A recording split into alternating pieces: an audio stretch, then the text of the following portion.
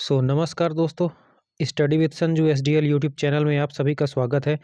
हर exam की जान, हर exam में पूछे जाने वाला एक बहुत ही महत्वपूर्ण टॉपिक है हड़प्पा सभ्यता, जो कि बहुत ही इम्पोर्टेंस रखता है आपके हर एग्ज़ामिनेशन में। चाहे आप स्टेट के लिए दे रहे हों या पीएससी दे रहे हों, पीसीएस दे रहे हों या रेलवे दे रहे हों, हर एग्ज़ाम में ये वाला सिलेबस रहता ही है और हर एग्ज़ाम में 1 से 2 प्रश्न इस टॉपिक से आते हैं। तो आज अपन इसके टॉप 30 क्वेश्चन करने वाले हैं। एमसीक्यू सीरीज़ रहेगी और एक क्वेश्चन डिस्कस करेंगे, उसके साथ बहुत ही शानदार तरीके का अपना अपना जो है एक्सप्लेनेशन भी रहेगा। तो पूरा वीडियो आपको ध्यान से देखना है, ठीक है? तो बिना समय गँवाए हुए पहले प्रश्न से अपन शुरू करते हैं। पहला प्रश्न पूछा जा रहा है कि निम्नलिखित में से कौन-सा स्थल 3 भागों अर्थात गढ़, मध्य नगर और निचला नगर में विभाजित होने का अनूठा प्रमाण प्रस्तुत करता है, जबकि अधिकांश हड़प्पा स्थल 2 भागों में बँटा हुआ था? क्या है? पहले जो है देखिए एक व्यवस्था चलती थी जहाँ पे हड़प्पा सभ्यता में, जहाँ पे राजा जो है ऊँची जगह पर रहता था और बाकी जो निम्न वर्ग के लोग या मज़दूर वर्ग के लोग थे वो निचले जगह पर रहते थे, ठीक है? ये जो है ये मोस्टली हर जगह पर ये व्यवस्था थी हड़प्पा सभ्यता में। लेकिन एक ऐसा भी शहर था जहाँ पर 3 तरह की व्यवस्था थी, जिसमें एक जो है किला अलग हो जाता था, बीच में मध्य नगर आ जाता था और निचला नगर। तो उसी तरह के आपको जो है उसी नगर के बारे में चर्चा करनी है, तो ये धौलावीरा आपका सही उत्तर हो जाएगा।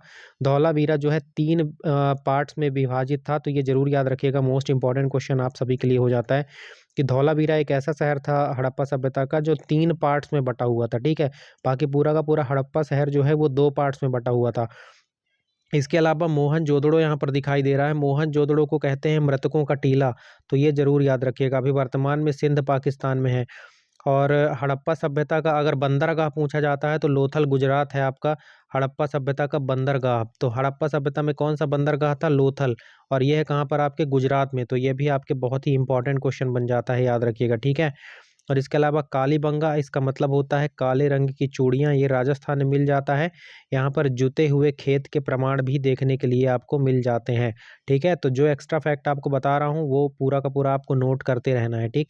यहाँ पर देखिए धौलावीरा गुजरात के कच्छ जिले में है, याद रखिएगा। और यह भारत में खोजा गया दूसरा सबसे बड़ा हड़प्पा स्थल है। मोस्ट इंपॉर्टेंट लगा लीजिएगा, दूसरा सबसे बड़ा है, ठीक है? और इस स्थल को यूनेस्को विश्व धरोहर स्थल में शामिल किया गया है। तो ये भी बहुत महत्वपूर्ण स्थल है। 40वें नंबर का यूनेस्को वर्ल्ड हेरिटेज साइट है धौलावीरा। तो ये भी बहुत ही ज़्यादा इंपॉर्टेंट है, याद रखिएगा, ठीक? और यहाँ एक उन्नत जल संचयन प्रणाली मतलब वाटर हार्वेस्टिंग सिस्टम का एक एग्जाम्पल मिला हुआ है, जिसमें 16 से अधिक जलाशय शामिल थे। तो ये क्वेश्चन भी आपके लिए बहुत ज़्यादा ज़रूरी हो जाता है। इसके अलावा धौलावीरा से हड़प्पा लिपि के 10 बड़े चिन्हों वाला एक अभिलेख मिला है, जिसे हड़प्पा साइन बोर्ड कहा जाता है। डायरेक्ट क्वेश्चन आएगा आपसे कि हड़प्पा साइन बोर्ड कहाँ मिला हुआ है? धौलावीरा में मिला हुआ है, याद रखिएगा। तो आई थिंक आपको देखिए एक क्वेश्चन ये था, बाकी मैंने पूरा बता दिया कि अधिकांश शहर 2 भागों में बँटा हुआ था, लेकिन धौलावीरा इकलौता ऐसा शहर था जो 3 भागों में बँटा हुआ था। तो आपको वही बताना है। कालीबंगा का अर्थ मैंने बता दिया, काले रंग की चूड़ियाँ राजस्थान में मिलता है, जुते हुए खेत के प्रमाण यहाँ मिले हैं। लोथल जो है बंदरगाह था गुजरात में, और मोहनजोदड़ो को मृतकों का टीला कहा जाता था, वर्तमान सिंध पाकिस्तान में स्थित है। और इसके अलावा भी यहाँ पर बहुत सारे और फैक्ट भी अपन ने कवर किए हुए हैं। तो पूरा वीडियो आप देखते रहिएगा, आपको एक भी क्वेश्चन हड़प्पा सभ्यता से बाहर इस वीडियो से देखने के लिए नहीं मिलेगा।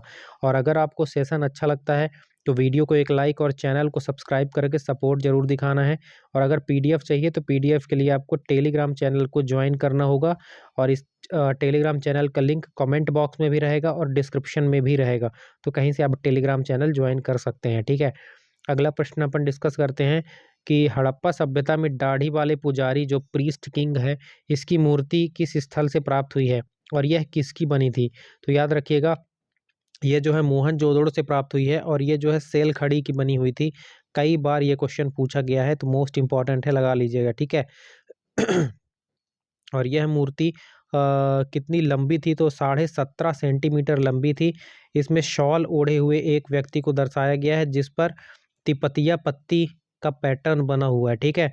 तो आपको इसकी लंबाई भी आपको कभी-कभी जो है एसएससी वगैरह जैसे एग्जाम्स में पूछ लिया जाता है, एसएससी रेलवे में बहुत डीप में पूछते हैं, क्योंकि इसके अलावा यह मूर्ति मोहनजोदड़ो के डीके एरिया से प्राप्त हुई है, जो इसकी धार्मिक या सामाजिक महत्ता को दर्शाता है। इसके अलावा सेल खड़ी एक मुलायम खनिज होता है, याद रखिएगा, जिसका उपयोग हड़प्पा वासी मोहर बनाने में करते थे। जो बहुत बारी प्रश्न आ चुका है आप लोगों के एग्ज़ाम में कि हड़प्पा वासी जो हैं वो मोहर बनाने के लिए किसका उपयोग करते थे? तो सेल खड़ी का उपयोग करते थे, स्टेटाइट का उपयोग करते थे। मोस्ट इंपॉर्टेंट लगा लीजिएगा।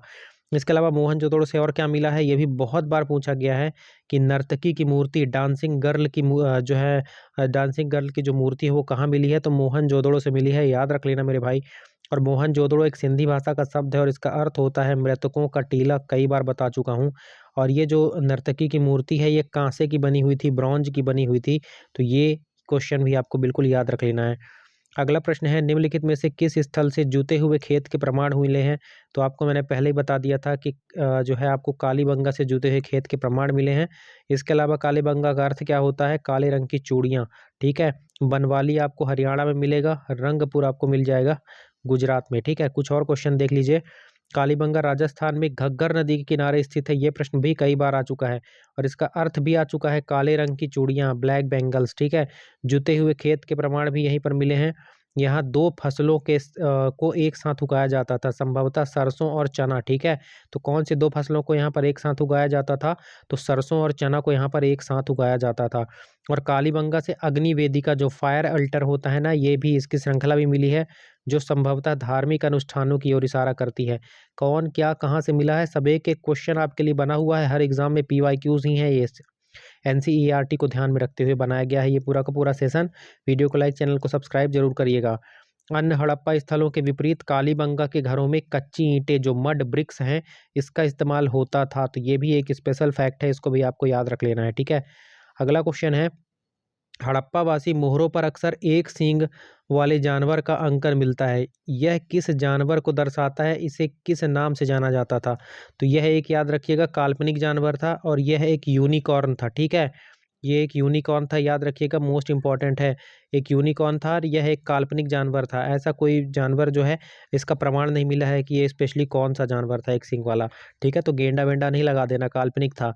हड़प्पा की मोहरों पर यूनिकॉर्न की आकृति सबसे अधिक बार लगभग 60% चीज़ों पर अंकित की गई मिली है, ठीक है। और यूनिकॉर्न, संभवतः यह यूनिकॉर्न हो सकता है। यह एक धार्मिक प्रतीक था जिसका अर्थ पवित्रता या किसी शक्तिशाली देवता का प्रतिनिधित्व हो सकता है। एकदम कंफर्म नहीं बताया जा रहा है, ठीक है। और मोहरें मुख्यतः सेलखड़ी की बनी है, हर जगह मोहरें यहाँ पर सेलखड़ी की मुख्यतः मिलेंगी, ठीक है। और इनका उपयोग मुख्य रूप से व्यापार के लिए, वस्तुओं को चिन्हित करने के लिए किया जाता था। इसके अलावा अन्य महत्वपूर्ण पशु अंकनों में कुबड़ वाला बैल भी यहाँ पर यूज़ हुआ है। इसके अलावा बाघ, हाथी और गेंडे की का भी यहाँ पर यूज़ किया गया है, लेकिन सबसे ज़्यादा यूनिकॉर्न का यूज़ किया गया है। तो ये क्वेश्चन डायरेक्ट याद रखिएगा। इसके अलावा अन्य भी जानवरों का यूज़ किया गया है, तो इनको भी हल्का सा ध्यान में रखेंगे। क्वेश्चन नंबर 5 है, हड़प्पा सभ्यता का पतन जो है, डिक्लाइन, लगभग 1800 ईसा पूर्व में हुआ था। विभिन्न सिद्धांतों में से किस सिद्धांत का संबंध भूवैज्ञानिक परिवर्तन जो जियोलॉजिकल चेंजेस हुए हैं उससे है?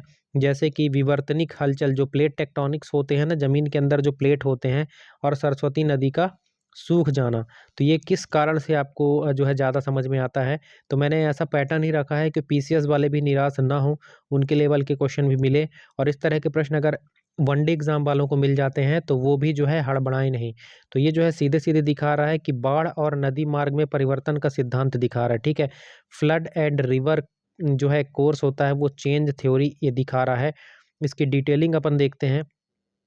तो MR साहनी और RL रॉयक्स जैसे विद्वानों ने सिंधु नदी में अचानक आई विनाशकारी बाढ़ को मोहनजोदड़ो के पतन का मुख्य कारण बोला है इनके द्वारा, माना है इन्होंने।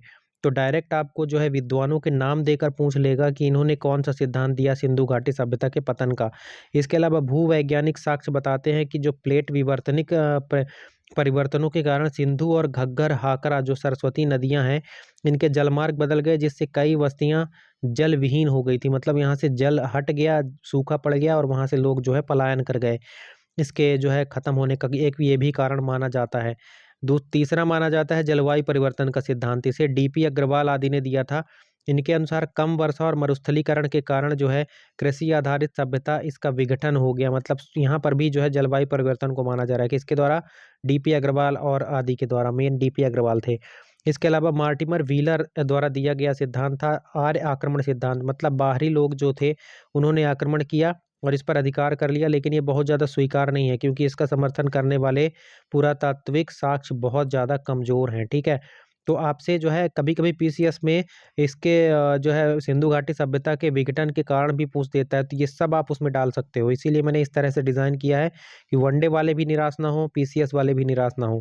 और वनडे वाले अगर सोच रहे हैं कि इस तरह के प्रश्न नहीं बनते, तो पीवाईक्यू उठा के देख लेना, कभी ज़िंदगी में देखे होंगे तो पता होगा कि ये जो है पीडीएफ इसकी क्या वैल्यू है और ये मैं जो कंटेंट दे रहा हूँ इसकी क्या वैल्यू है, ठीक है?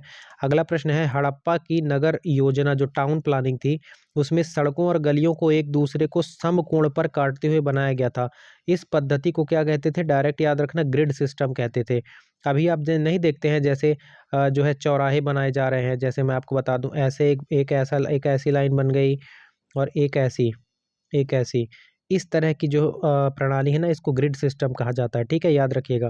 तो इसे ग्रिड सिस्टम कहते थे, मोस्ट इंपॉर्टेंट है। ग्रिड प्रणाली के कारण शहर को आयताकार खंड जो रेक्टेंगुलर ब्लॉक्स में विभाजित किया गया था और यह नगर नियोजन पद्धति आधुनिक नगर नियोजन जो मॉडर्न टाउन प्लानिंग इसके अनुसार था, ठीक है।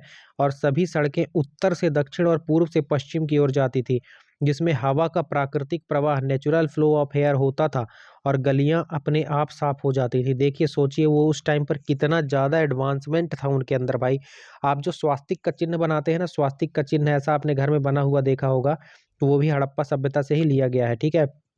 इसके अलावा अधिकांश घरों के जो दरवाजे हैं वो मुख्य सड़क पर नहीं खुलते थे, क्योंकि सड़क पर खुलेंगे तो एक्सीडेंट होने का चांस रहेगा। तो वो पिछली गलियों में जो बैक लेन्स थी ना, उनमें खुलते थे, जो गोपनीयता और सुरक्षा के दृष्टिकोण से था मेरे भाई। और डायरेक्ट कोई जो है रास्ता नहीं होता था, एक गली होती थी, उसके बाद आप घर में किसी की एंट्री कर सकते थे। जैसे इस यहाँ पर किसी का घर है मान लीजिए, तो यहाँ पर और गली यहाँ से जा रही है ना, तो यहाँ पर डायरेक्ट नहीं होगा, यहाँ पर वो बाउंड्री उठा लेगा और यहाँ से एक वो गेट लगाएगा यहाँ से कोई बंदा एंट्री करेगा और यहाँ से एक गली दे दी जाएगी उसको, यहाँ से गली दे दी जाएगी और यहाँ पर एक दरवाज़ा होगा जो कि अंदर की ओर खुलेगा। सोचो कितना ज़्यादा प्लानिंग ये लोग करते थे कि डायरेक्ट हमारे घर में कोई एंट्री ना कर सके। अगला प्रश्न बन रहा है कि हड़प्पा सभ्यता के किस स्थल से एक कृत्रिम गोदी बाड़ा मतलब आर्टिफिशियल डॉक यार्ड का साक्ष्य मिला है, जो इस बात की पुष्टि करता है कि यह एक महत्वपूर्ण बंदरगाह शहर था। और इससे यह बात भी पुष्टि होती है, यहाँ पर बहुत सारे सिक्के वगैरह मिले हैं, तो ये भी पुष्टि होती है कि यहाँ पर व्यापार भी होता था। तो मैंने पहले ही आपको बता दिया था कि लोथल इसका सही उत्तर होगा, ठीक है। अगला क्वेश्चन यहाँ पर देखने से पहले इसका जो है इंपॉर्टेंट फैक्ट कवर कर लेते हैं। लोथल गुजरात में किस नदी के किनारे है? तो ये भी बड़ा ही इंपॉर्टेंट क्वेश्चन बन जाता है। तो भोगवा नदी के तट पर स्थित है, याद रखना, जो खंभात की खाड़ी के पास जो है याद रखना, खंभात की खाड़ी के पास है, ठीक है। इसके अलावा लोथल का जो डॉक यार्ड है गोदीबाड़ा, विश्व के सबसे पुराने जो है बंदरगाहों में से एक है, याद रखिएगा, जो मेसोपोटामिया जैसे दूर दराज के क्षेत्रों से व्यापार करने का संकेत देता है, जैसा कि मैंने आपको बताया। यहाँ पर चावल के साक्ष्य और फारस की मुहर भी मिली हुई है, जो अंतरराष्ट्रीय व्यापार की पुष्टि करते हैं भाई, ठीक है। इसके अलावा लोथल में घरों पर दरवाजे मुख्य सड़क पर खुलते थे, जो बंदरगाह शहर के लिए व्यापारिक गतिविधियों की सुविधा के लिए अपवाद बना हुआ था। क्या बताया मैंने आपको कि दरवाजा हर जगह अंदर खुलता था, हर जगह दरवाजा सड़क पर नहीं खुलता था, अंदर खुलता था। लेकिन यहाँ पर चूंकि व्यापार वगैरह होता था, तो डायरेक्ट जो है लेन देन करने के लिए सड़क की तरफ ही खोल देते थे दरवाज़ा, ठीक है। तो यहाँ पर ये अपवाद है। तो सड़क की तरफ दरवाजे कहाँ खुलते थे क्वेश्चन आएगा, तो लोथल में खुलता था। रीज़न भी आपको मैंने बताया। बाकी जैसे उसी तरह अपवाद है ना कि हर जगह जो है पूरा का पूरा हड़प्पा जो सभ्यता थी, वो 2 पार्ट में डिवाइड थी। एक ऊँचा एरिया जहाँ राजा रहता था, एक निचला एरिया, निचला शहर जहाँ पर नॉर्मल लोग रहते थे। लेकिन धौलावीरा एकमात्र ऐसा शहर था मेरे भाई, जो 3 पार्ट में बँटा हुआ था। मतलब एक ऊपर वाला राजा वाला, एक बीच वाला और एक निचला शहर। ये 3 पार्ट में बँटा हुआ धौलावीरा। उसी तरह से ये भी अपवाद था, याद रखना, ठीक है। 8वां क्वेश्चन है, हड़प्पा कालीन माप-तौल की प्रणाली किस अनुपात पर आधारित थी? तो ये भी बहुत ही बार पूछा जाता है, तो याद रखिएगा, ये जो है द्विआधारी और षोडश आधारी प्रणाली थी, याद रखिएगा, मोस्ट इंपॉर्टेंट है, डायरेक्ट आपको याद रख लेना है। हड़प्पा के जो बाट आमतौर पर चर्ट नामक पत्थर से बने होते थे और क्यूबिक आकार के होते थे, ठीक है। छोटे बाट 1, 2, 4, 8, 16, 32 के द्विआधारी अनुपात में होते थे, जहां सबसे छोटी इकाई लगभग 0.856 ग्राम थी। इतने डीप में आपको पूरे यूट्यूब में कोई नहीं बता रहा होगा, उच्च है ना। और उच्चतर बाट 16 के गुणक मतलब 1600-3200 वादी में होते थे, जो षोडश आधारी थे, ठीक है। इनका बेस 16 हुआ करता था, याद रखिएगा। और प्रणाली इसका उपयोग दर्शाता है। मोस्ट इंपॉर्टेंट क्वेश्चन है, सारे के सारे अगर आ गए ना, तो बच्चे जो है पानी मांगने लगेंगे, क्वेश्चन ये बनेंगे नहीं। इसके अलावा माप की एक छड़ थी, स्केल लोथल से मिली है, याद रखिएगा, जिस पर 9.32 mm के अंतराल पर निशान लगे हैं, जो उस समय की माप की सटीकता को दर्शाती है मेरे भाई। उस समय भी लोग स्केल टाइप का कुछ यूज करते थे, कितनी एडवांस थी हमारी सभ्यता। अगला क्वेश्चन है, सिंधु घाटी सभ्यता की जो लिपि है, स्क्रिप्ट के बारे में निम्नलिखित में से कौन सा कथन सबसे अधिक सटीक बैठता है? तो सबसे अधिक सटीक बैठता है कि यह एक चित्र लिपि थी, ठीक है, और अभी तक पूरी तरह से यह पढ़ी नहीं लग जा सकी है। भाव चित्रात्मक यहाँ की जो लिपि है ना, वो भाव चित्रात्मक है, याद रखिएगा। कई बार क्वेश्चन आता है कि यहाँ की लिपि कैसी है, भाव चित्रात्मक। हड़प्पा लिपि में लगभग 400 से 600 साइन है, जो इसे वर्णमाला के बजाय एक चित्रलिपि या शब्दांश चित्रलिपि लोगो सिलेबिक बनाती है, ठीक है। और इस लिपि की लेखन शैली बुस्ट्रोफेडॉन कहलाती है। मोस्ट इंपॉर्टेंट लगा लीजिएगा, किस शैली में लिखा हुआ है, क्या कहलाती है? बुस्ट्रोफेडॉन कहलाती है, जिससे पहली पंक्ति दाएं से बाएं और दूसरी पंक्ति बाएं से दाएं लिखी जाती है। ये भी बहुत इंपॉर्टेंट क्वेश्चन है भाई। सारे के सारे सेलेक्टेड क्वेश्चन आपके लिए लिए हैं। मेहनत अच्छा लग रही हो तो वीडियो को लाइक, चैनल को सब्सक्राइब करके सपोर्ट जरूर दिखाइए।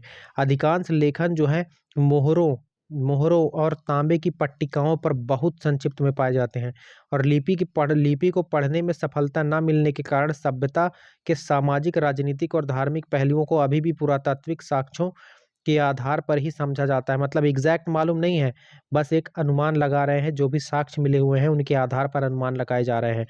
अगला क्वेश्चन है, मोहनजोदड़ो से प्राप्त पशुपति मुहर जो मिली है, निम्नलिखित में से कौन सा जानवर उस पर उत्कीर्ण नहीं है? तो आपको याद रखना है कि कौन कौन से जानवर उत्कीर्ण है उस पर, ठीक है। तो हाथी भी है, बाघ भी है, गेंडा भी है, लेकिन घोड़ा नहीं है उसमें, ठीक। देखिए, पशुपति की जो मोहर है, उसमें एक व्यक्ति को योग की मुद्रा में दिखाया गया है, जिसके चारों ओर 4 जानवर हैं, याद रखना, हाथी, बाघ, गेंडा और भैंसा। ये जानवरों को याद रखना, कई बार पूछता है कि कौन सा जानवर वहां पर अवेलेबल नहीं है, ठीक है। इसके अलावा इस आकृति को जॉन मार्शल ने शिव के प्रारंभिक रूप, प्रोटो शिव के रूप में पहचाना है। तो प्रोटो शिव के रूप में पहचाना है, इनको याद रखना। और सीट के नीचे 2 हिरण भी दिखाए गए हैं, जिससे कुल जानवरों की संख्या 6 हो जाती है। तो ये भी बहुत इंपॉर्टेंट क्वेश्चन हो जाता है, ठीक है। क्या क्या है? हाथी, बाघ, गेंडा, भैंसा और सीट के नीचे 2 हिरण भी हैं। तो टोटल 6 जानवर दिखाए गए हैं। और हड़प्पा सभ्यता में घोड़े की उपस्थिति विवादास्पद है। घोड़े के अवशेष कहाँ से मिले हैं? सुरकोटदा से मिले हैं, लेकिन मोहरों पर इसका चित्रण अत्यंत दुर्लभ है। कहीं कहीं एक आध बार मिला हुआ है, लेकिन सुरकोटदा में जो है घोड़े के अवशेष मिले हैं। तो कन्फर्म रूप से नहीं कह सकते कि घोड़ा यहाँ पर था या नहीं था, है ना। अगला क्वेश्चन बन रहा है, हड़प्पावासी लाजवर्थ मणि जो है, लाजवर्थ लैपिस लजूली जिसे कहा जाता है, का आयात मुख्य रूप से कहाँ करते थे, जिसका उपयोग आभूषण और सजावट बनाने के लिए किया जाता था? तो ये लोग अफगानिस्तान में जो है शौर्तगुई था, वहाँ से जो है लैपिस लजूली का जो है आयात किया करते थे। ये मोस्ट इंपॉर्टेंट है, याद रखिएगा, मोस्ट इंपॉर्टेंट क्वेश्चन एसएससी में कई बार पूछा गया है। शौर्तगुई उत्तरी अफगानिस्तान में स्थित एक हड़प्पा व्यापारिक चौकी थी, ट्रेडिंग पोस्ट थी, याद रखना। और यहाँ पर लैपिस लजूली एक गहरा नीला अर्ध कीमती पत्थर है, जिसका मेसोपोटामिया में अत्यधिक मूल्य था। बहुत इंपॉर्टेंट क्वेश्चन है, लैपिस लजूली के बारे में बहुत क्वेश्चन आया है भाई। और यह इंगित करता है कि हड़प्पा सभ्यता का मध्य एशिया के साथ सक्रिय व्यापार नेटवर्क था, ठीक है। तो कौन जो है यह सुनिश्चित करता है? तो शुर्तगोई याद रखिएगा, ठीक है। और हड़प्पावासी तांबा मुख्यतः राजस्थान की खेतड़ी की खदान और सोना कर्नाटक के कोलार से आयात किया करते थे। डायरेक्ट क्वेश्चन आएगा, तांबा कहाँ से मंगाते थे? तो राजस्थान में खेतड़ी की खदानों से। सोना कहाँ से? तो केजीएफ देखा है ना, कोलार गोल्ड फील्ड, तो कोलार गोल्ड माइन से लेकर आते थे कर्नाटक में। तो ये मोस्ट इंपॉर्टेंट क्वेश्चन आपसे डिस्कस कर लिया गया है। अगला क्वेश्चन है, किस हड़प्पा स्थल में मानव के साथ कुत्ते को दफनाने का साक्ष्य मिला है, जो इस बात का संकेत है कि पालतू जानवर मृतकों के साथ दफनाए जाते थे? तो ये रोपड़ में मिला है, याद रखना, रोपड़ में, ठीक है।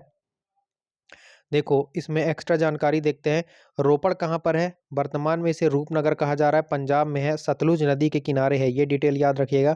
और यह स्वतंत्रता के बाद खोजा जाने वाला पहला हड़प्पा स्थल है। तो यहीं पर क्वेश्चन फ्रेम हो गया कि स्वतंत्रता के बाद खोजा जाने वाला पहला हड़प्पा स्थल कौन सा है? तो रोपड़ है, पंजाब में है, सतलुज के किनारे है, याद रखना। यह दफनाने की प्रथा संभवतः नवपाषाण युग जो था, नियोलिथिक एज की जो है परंपराओं की निरंतरता को दर्शाती है, जहाँ पालतू जानवरों को स्वामी के साथ दफनाया जाता था। ठीक।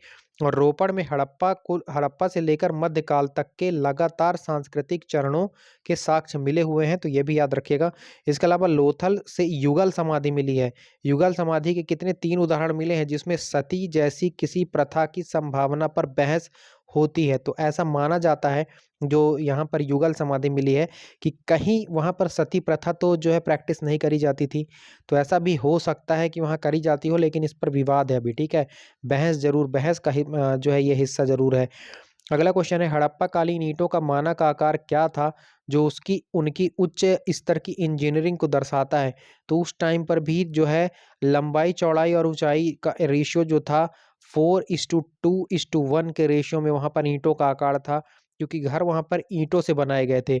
और कितना ज्यादा मॉडर्न था यार उस टाइम का जो है जमाना। मैं सोचता हूँ कि वो लोग कैसे ये सब करते थे। देखिए, ईंटों का यह अनुपात नगर योजना और भवन निर्माण में समानता और मानकीकरण की उच्चतम डिग्री को दर्शाता है भाई। स्टैंडर्ड उनका देख रहे हो कितना हाई था। मोहनजोदड़ो में कुछ ईंटों का आकार 1:2:4 के अनुपात में 28:14:7 सेंटीमीटर था, याद रखिएगा। और इसके अलावा अधिकांश ईंटें धूप में सुखाई गई कच्ची होती थी, लेकिन स्नानागार और जल निकाय के लिए पक्की ईंट का प्रयोग किया जाता था, जो भट्टी में पकाई गई ईंट होती है ना। क्योंकि यहाँ पर पानी बहुत ज्यादा यूज किया जाता है, इसलिए यहाँ पर पक्की ईंटों का प्रयोग करते थे वो लोग। इसके अलावा कालीबंगा एक अपवाद है, यहाँ कच्ची ईंटों का अधिक उपयोग किया गया है, तो ये भी आपसे पूछ लेगा। ठीक है, अगला प्रश्न है, किस हड़प्पा स्थल से घोड़े के अवशेष और एक अंडाकार बस्ती मिली है, जो इसे हड़प्पा और उत्तर हड़प्पा चरणों के बीच का एक महत्वपूर्ण संक्रमणकालीन स्थल बनाती है। तो सुरकोटदा, हमने बताया कि घोड़ा तो यहीं से मिला है मेरे भाई। ठीक है, यहाँ पर सुरकोटदा के बारे में देखो। सुरकोटदा गुजरात के कच्छ जिले में है, पहली बात। इसकी खोज जगतपति जोशी ने की थी। दूसरी बात, कब की थी? 1964 में की थी। अगला देखो, यहाँ से घोड़े की हड्डी मिली है। इसके अलावा यहाँ पर पत्थर से ढकी कब्र मिली है, जो अद्वितीय दफन प्रथाओं को दर्शाती है। ठीक है, तो यहाँ पर दफन की प्रणाली मिली हुई है। इसके अलावा घोड़े के अवशेष के कारण कुछ इतिहासकार इस स्थल को आर्यन आक्रमण सिद्धांत से जोड़ते थे, लेकिन यह आमतौर पर अभी स्वीकृत नहीं किया गया है, याद रखिएगा। और यह स्थल दुर्गीकृत और अदुर्गीकृत क्षेत्रों के बीच एक स्पष्ट विभाजन को दर्शाता है। ठीक है, ये भी याद रखना। अच्छा, दुर्ग का मतलब तो समझते हो ना, दुर्ग का मतलब किला होता है, किला। अगला देखो, हड़प्पा सभ्यता का सबसे पूर्वी स्थल कौन सा है? तो सबसे पूर्वी स्थल इसका आलमगीरपुर है, जो कि उत्तर प्रदेश में है, याद रखिएगा। ठीक है, यहाँ पर कुछ स्थलों के नाम भी दिए गए हैं। तो मांडा जम्मू कश्मीर में है, याद रखना। सुतका गैंडोर बलूचिस्तान में, दाइमाबाद महाराष्ट्र में। यहाँ पर रोज जो है लकड़ी का रथ मिला हुआ है, तो ये भी याद रखिएगा। ठीक है, तो ये भी याद रखना। और आलमगीरपुर सबसे जो है उत्तरी एरिया है, और आलमगीरपुर उत्तर प्रदेश के मेरठ में हिंडन नदी के तट पर है, तो ये याद रखना। यह हड़प्पा सभ्यता की पूर्वी सीमा को चिन्हित करता है। और सबसे पश्चिमी स्थल सुतका गैंडोर है, ये दस्त नदी बलूचिस्तान के पास में है, याद रखना। और सबसे उत्तरी स्थल मांडा है, जो चिनाब नदी जम्मू कश्मीर के किनारे है। और सबसे दक्षिणी स्थल दाइमाबाद है। तो ऐसे एक अपन चार्ट बना लेते हैं। यहाँ पर एक चार्ट बना लीजिए, ऐसे करके एक चार्ट बना लीजिए। सबसे उत्तरी स्थल कौन सा है? तो सबसे उत्तरी है मांडा, याद रखिएगा। सबसे पूर्वी कौन सा है? तो सबसे पूर्वी आपने देख लिया, आलमगीरपुर है। सबसे दक्षिणी कौन सा है? तो दाइमाबाद, दा से दक्षिण, दा से दाइमाबाद महाराष्ट्र में है, याद रखना। मांडा जम्मू कश्मीर में है। आलमगीरपुर यूपी में है। और सबसे पश्चिमी एरिया कौन सा है? सुतका गैंडोर है। मांडा जो है कौन सी नदी के किनारे है? चिनाब के किनारे है। दाइमाबाद प्रवरा नदी के किनारे है। आलमगीरपुर कहाँ पर है? तो हिंडन नदी के किनारे है। और दाइमाबाद आपका प्रवरा के किनारे है। और इसके अलावा सुतका गैंडोर जो है, जो सबसे पश्चिमी स्थल है, वो जो है दस्त नदी के किनारे है। कितना इंपॉर्टेंट फैक्ट है भाई, एक ही जगह पर आपको मिल गया। ठीक है, और इस सभ्यता का फैलाव एक त्रिभुजाकार है, ट्रायंगुलर क्षेत्र में था, जो एक बहुत बड़े भूभाग पर फैला हुआ था। तो ये भी आपको याद रखना है। ठीक, 16वें नंबर का प्रश्न आपकी स्क्रीन पर आ गया है कि निम्नलिखित में से किस स्थल से पकी हुई मिट्टी के हल का मॉडल मिला है, जो कृषि उपकरण को दर्शाता है? तो बनावली से मिला हुआ है, पकी हुई मिट्टी का हल मिला हुआ है। ठीक है, याद रखिएगा। मोस्ट इंपॉर्टेंट क्वेश्चन आपके लिए है। मैंने शायद ऊपर आपको दाइमाबाद बता दिया, दाइमाबाद में भी मिला है, लेकिन यहाँ पर क्या बोल रहा है? पकी हुई मिट्टी का हल पूछ रहा है, तो बनावली आपका सही उत्तर हो जाएगा। और बनावली जो है या बनवाली हरियाणा में याद रखना। और यह सरस्वती नदी अब विलुप्त हो चुकी है, उसके किनारे पर बसा हुआ है। और यहाँ हल का मॉडल मिलने से यह सिद्ध होता है कि हड़प्पावासी खेती के लिए लकड़ी का हल जो नष्ट हो गए होंगे इनका उपयोग करते थे। इसके अलावा बनवाली में जल निकासी प्रणाली जो ड्रेनेज सिस्टम है इसका अभाव है। क्वेश्चन आएगा कि कहाँ पर जो है जल निकासी का अभाव है, क्योंकि हड़प्पा वासियों ने जल निकासी का बहुत शानदार व्यवस्था किया था, लेकिन जहाँ पर अभाव है वो बनावली है, याद रखिएगा। जो हड़प्पा और मोहनजोदड़ो के उत्तम नगर नियोजन का एक अपवाद है। और यहाँ से जौ बारले के भी उत्तम किस्म के दाने पाए गए हैं, तो ये भी याद रखना, ठीक है। अगला क्वेश्चन है, हड़प्पा सभ्यता के किस स्थल को मृतकों का टीला, मैंने पहले ही बता दिया था, मोहनजोदारो को कहा जाता है। और मोहनजोदारो सिंधी भाषा में माउनजोदाड़ो की खोज 1922 में किसने की? रखलदास बनर्जी ने की।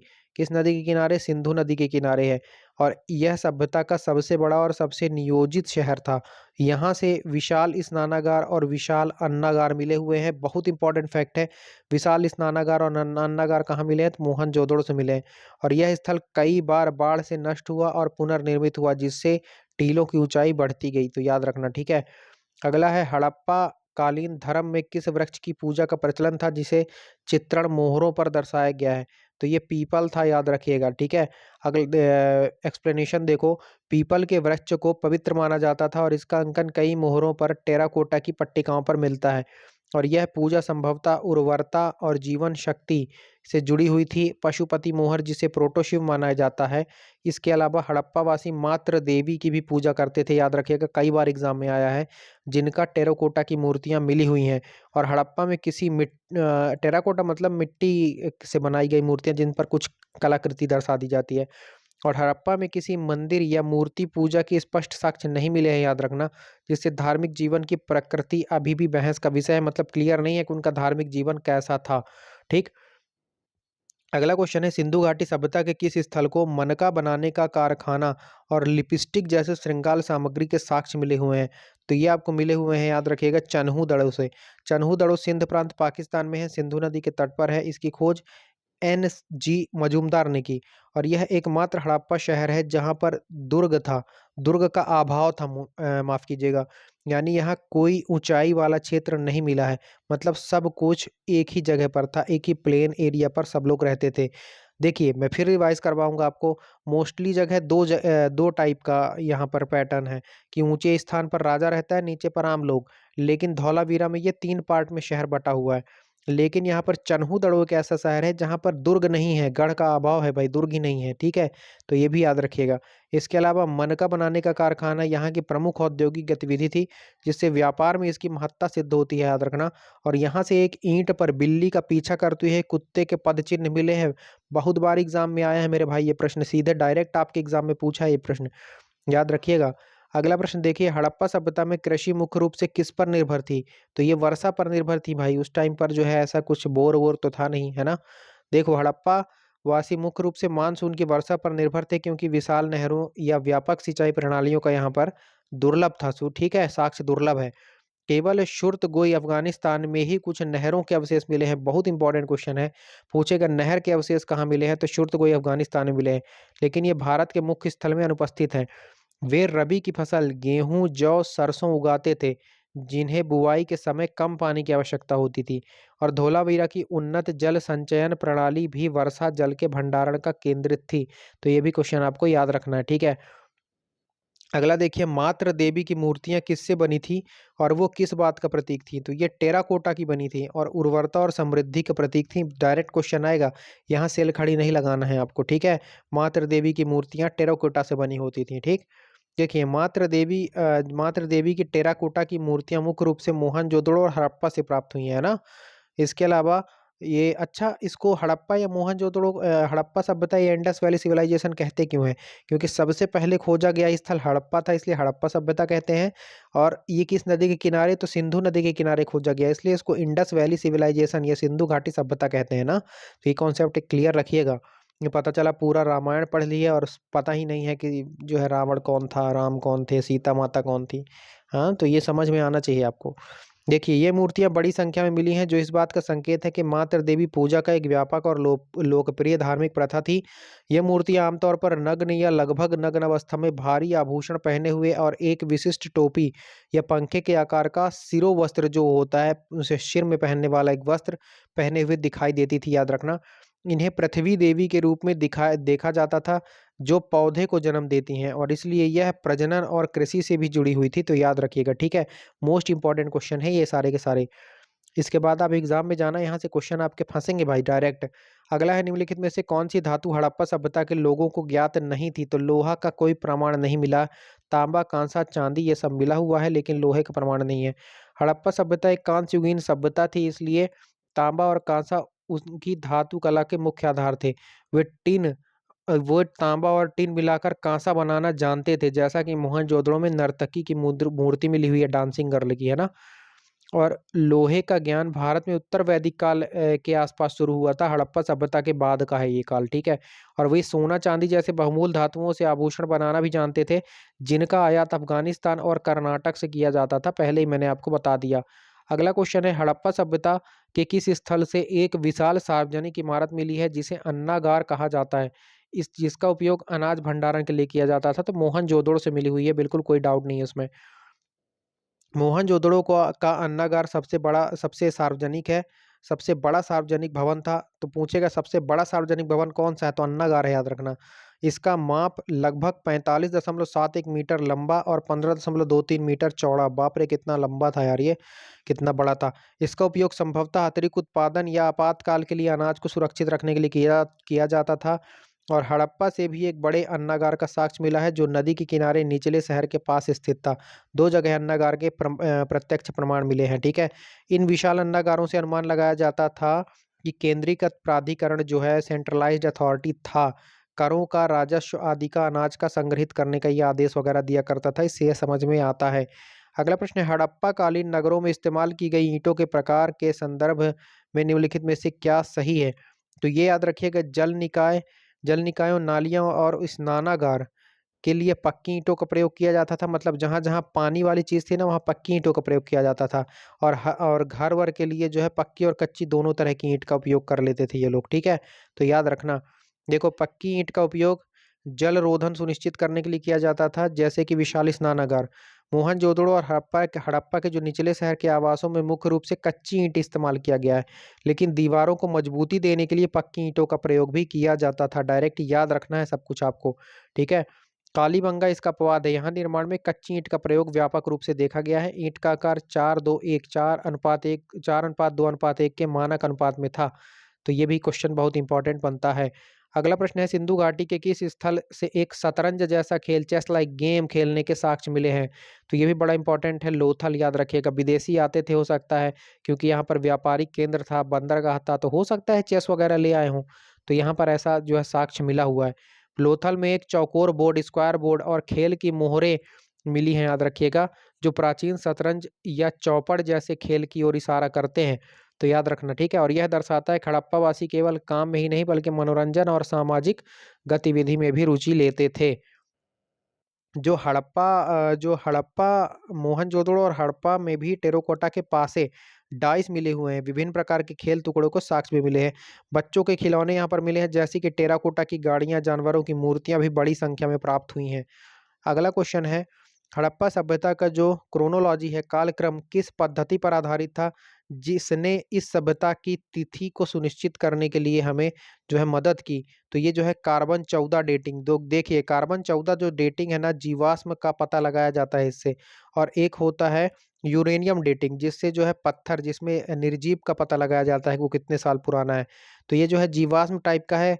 आपका हड़प्पा सभ्यता लोग रहते थे, तो कार्बन 14 डेटिंग के द्वारा इसको प्राप्त किया गया है, याद रखना है आपको, ठीक है? कार्बन 14 डेटिंग वैज्ञानिक विधि है, जो जैविक सामग्री में रेडियो कार्बन की मात्रा को मापकर उसकी आयु निर्धारित करती है। सामान्यतः हड़प्पा सभ्यता का काल जो है, वो 2600 ईसा पूर्व से 1900 ईसा पूर्व के बीच माना जाता है। मेसोपोटामिया के अभिलेखों में मेलुहा नामक क्षेत्र का उल्लेख है, जिसे सिंधु क्षेत्र माना जाता है। और यह व्यापारिक संबंध भी कालक्रम निर्धारित करने में सहायक है। तो मेसोपोटामिया के जो अभिलेख हैं, वहाँ पर मेलुहा नाम मिलता है इसका, याद रखना, ठीक है? और हड़प्पा लिपि को अभी तक पढ़ा नहीं जा सका है, याद रखिएगा। इसलिए पूरा लेखी साक्ष्य कालक्रम निर्धारण का मुख्य आधार नहीं बना पाए हैं। अगला क्वेश्चन है, किस हड़प्पा स्थल से तांबे का रथ मिला हुआ है जो इस बात का संकेत है कि लोग धातु कला में माहिर थे? जो है आपका पकी लकड़ी का और पकी मिट्टी के ईंटों कहाँ मिले हैं? बनावली में। और तांबे का रथ कहाँ मिला है? दाइमाबाद में। मैंने आपको बताया था ना, दाइमाबाद में, सॉरी मैं वहाँ पर लकड़ी का रथ बता रहा था, तांबे का रथ एक्चुअली में वहाँ पर मिला हुआ है। थोड़ा सा जो है रिपीट नहीं हो रहा था, मेरे दिमाग में नहीं आ रहा था, तो वो क्वेश्चन हालांकि मैंने लिया हुआ था आपके। तो तांबे का रथ दाइमाबाद महाराष्ट्र में मिला है, जो कि सबसे दक्षिणी भाग है, हमने देखा था, और प्रवरा नदी के किनारे है ना, सबसे दक्षिणी स्थल है। और यहाँ से प्राप्त रथ, भैंसा, हाथी और गेंडे की मूर्तियां सभी कांसे की हैं, दाइमाबाद भंडार कहलाती हैं, दाइमाबाद हौड।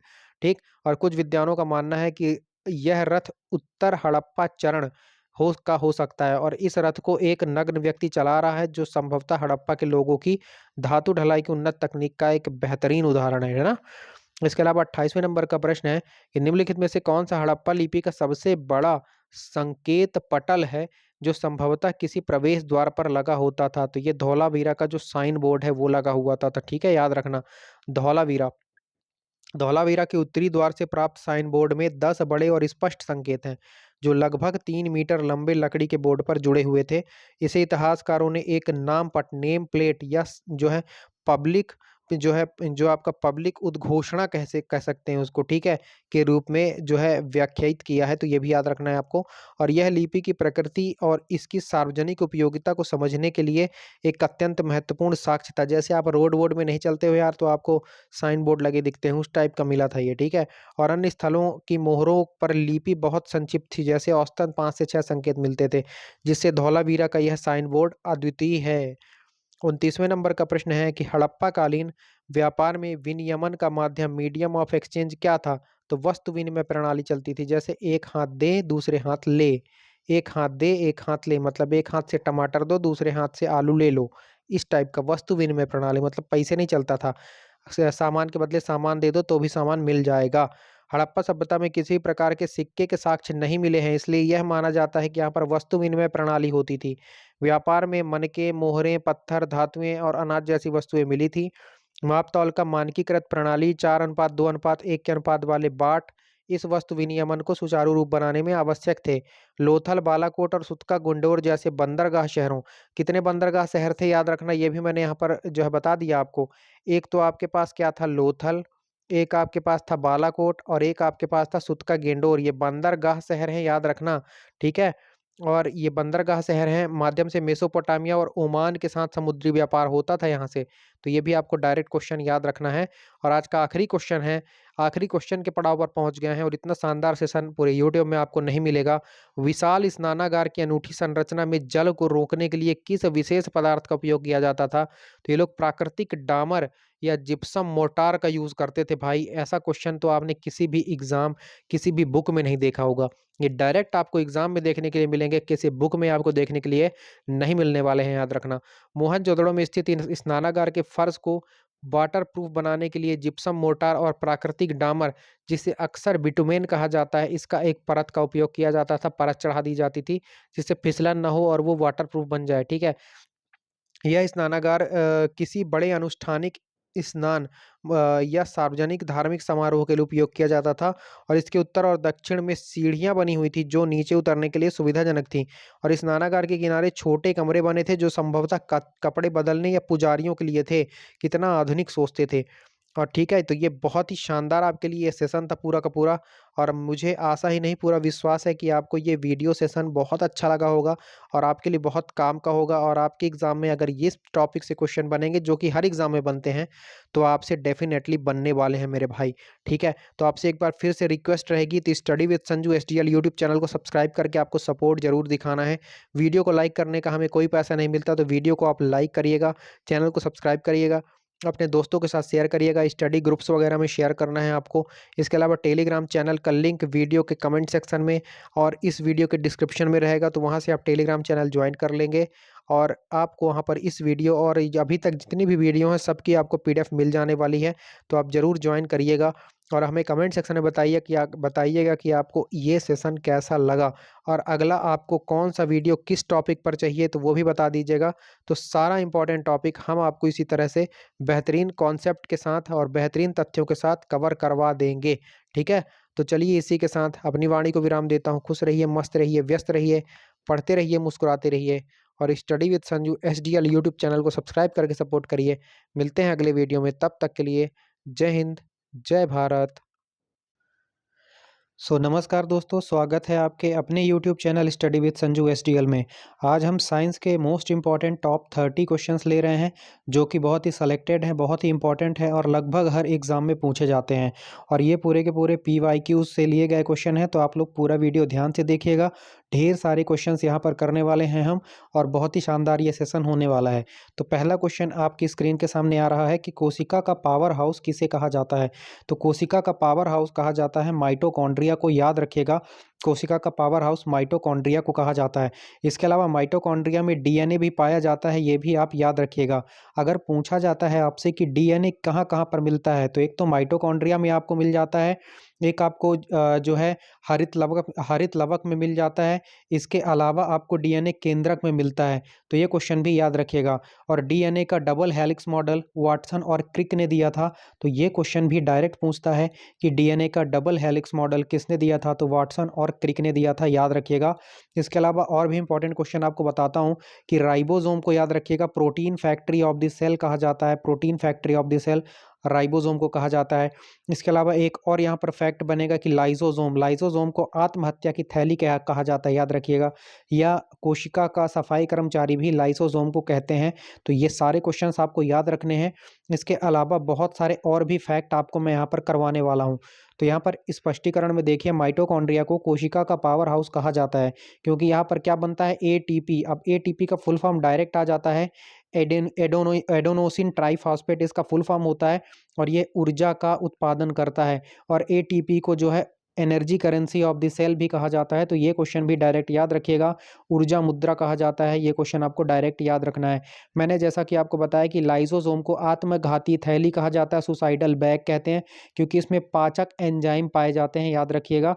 और ये जो है कोशिका को पचा सकते हैं, तो ये भी क्वेश्चन इंपॉर्टेंट आपके लिए बन जाता है, तो जरूर आपको याद रख लेना है। इसके अलावा लाइसोसोम की खोज किसने की थी, तो डी डुबे नाम के वैज्ञानिक ने की थी। राइबोसोम के बारे में मैंने बताया, प्रोटीन संश्लेषण यहाँ पर होता है। एक्चुअली में एंडोप्लाज्मिक रेडिकुलम नाम का एक जो है एक कोशिकांग है, ये कोशिका में पाया जाने वाला एक कोशिकांग है, एंडोप्लाज्मिक रेडिकुलम। यहाँ पर दो टाइप के ये पाए जाते हैं, एक होता है स्मूथ एंडोप्लाज्मिक रेडिकुलम पाया जाता है, और एक पाया जाता है रफ एंडोप्लाज्मिक रेडिकुलम। तो स्मूथ वाले में याद रखिएगा वसा का संश्लेषण होता है और रफ वाले में ही प्रोटीन बनता है, याद रखिएगा। और इसी रफ एंडोप्लाज्मिक रेटिकुलम में राइबोसोम पाए जाते हैं। तो ये मोस्ट इंपॉर्टेंट क्वेश्चन आपके लिए हो जाता है। किसी भी एग्जाम में आप बैठ जाइए, चाहे वो साइंस पूछी जा रही हो रेलवे में या मध्य प्रदेश के व्यापम में, MP SI में, UP SI में, कहीं भी SSC में, आपको ये वीडियो हर जगह रामबाण साबित होने वाला है, याद रख लीजिएगा, लिख के ले लीजिएगा मुझसे।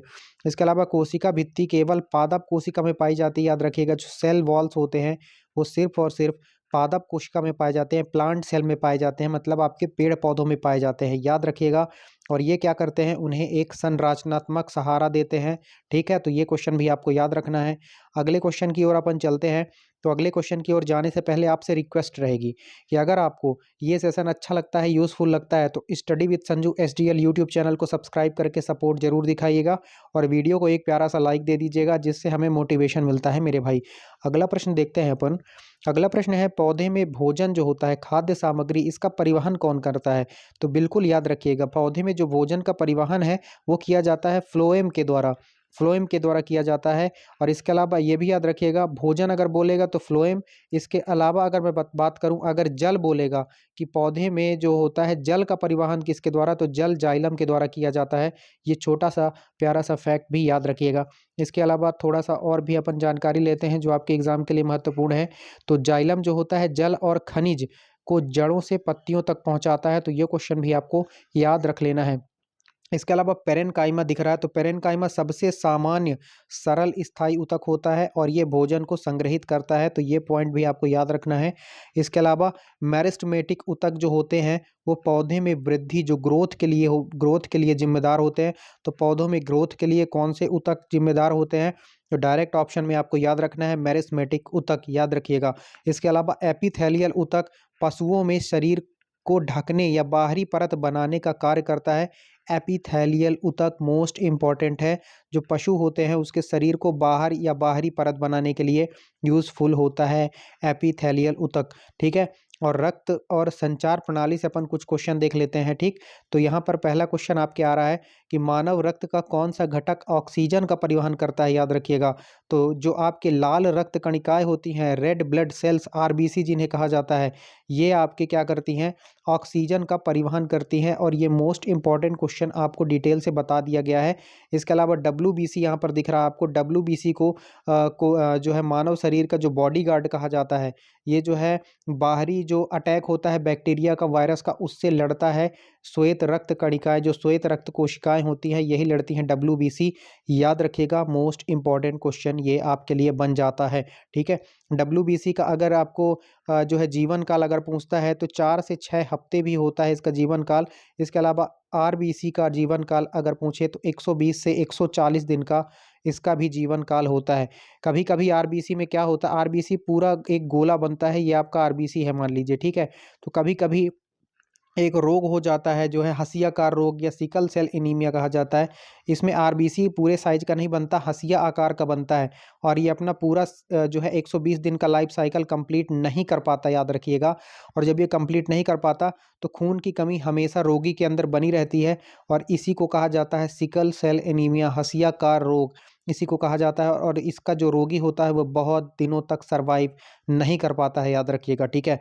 अब स्पष्टीकरण देख लेते हैं।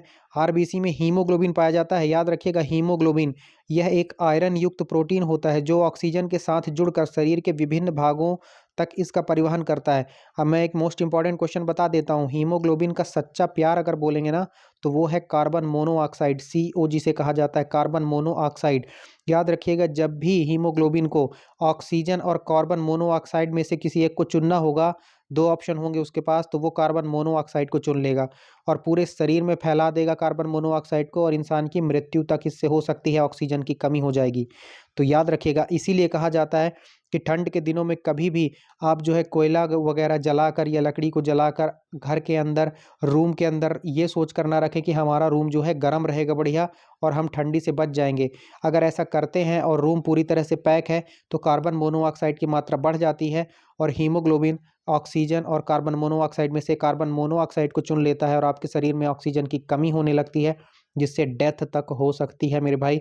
तो याद रखिएगा, ये एक इंपॉर्टेंट फैक्ट बनता है जो आपको डिटेल से मैंने बताने का प्रयास किया है। इसके अलावा डब्ल्यूबीसी जिन्हें ल्यूकोसाइट्स कहा जाता है, ये भी बड़ा इंपॉर्टेंट क्वेश्चन होता है। इसीलिए डब्ल्यूबीसी जब बहुत ज़्यादा मात्रा में बढ़ जाती हैं, क्योंकि इसका सामान्य जो रेंज होता है मानव के शरीर में वो 4000 से 11000 के बीच में होता है मेरे भाई। डब्ल्यूबीसी का सामान्य रेंज है। अगर 11000 से ऊपर जाता है ये रेंज तो मतलब ब्लड में इन्फेक्शन है, और अगर बहुत ज़्यादा, बहुत असामान्य रूप से ये बढ़ने लगता है, इसका मतलब इसका एक संकेत होता है कि ब्लड में कैंसर होने की संभावना होती है, और इसे ही ल्यूकेमिया कहा जाता है, ब्लड कैंसर को। तो ये भी छोटा सा फैक्ट याद रखिएगा। इसके अलावा प्लेटलेट्स या थ्रम्बोसाइट्स भी प्लेटलेट्स को कहा जाता है, ये रक्त का थक्का जमाने के लिए जिम्मेदार होती हैं।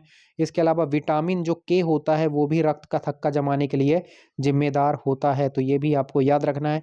एक्स्ट्रा जो बता रहा हूँ उसको बिल्कुल आपको अपने दिमाग में रखना है मेरे भाई। इसके अलावा प्लाज्मा जो होता है वो रक्त का ही तरल भाग होता है, और यह 90% पानी से बना होता है, याद रखना।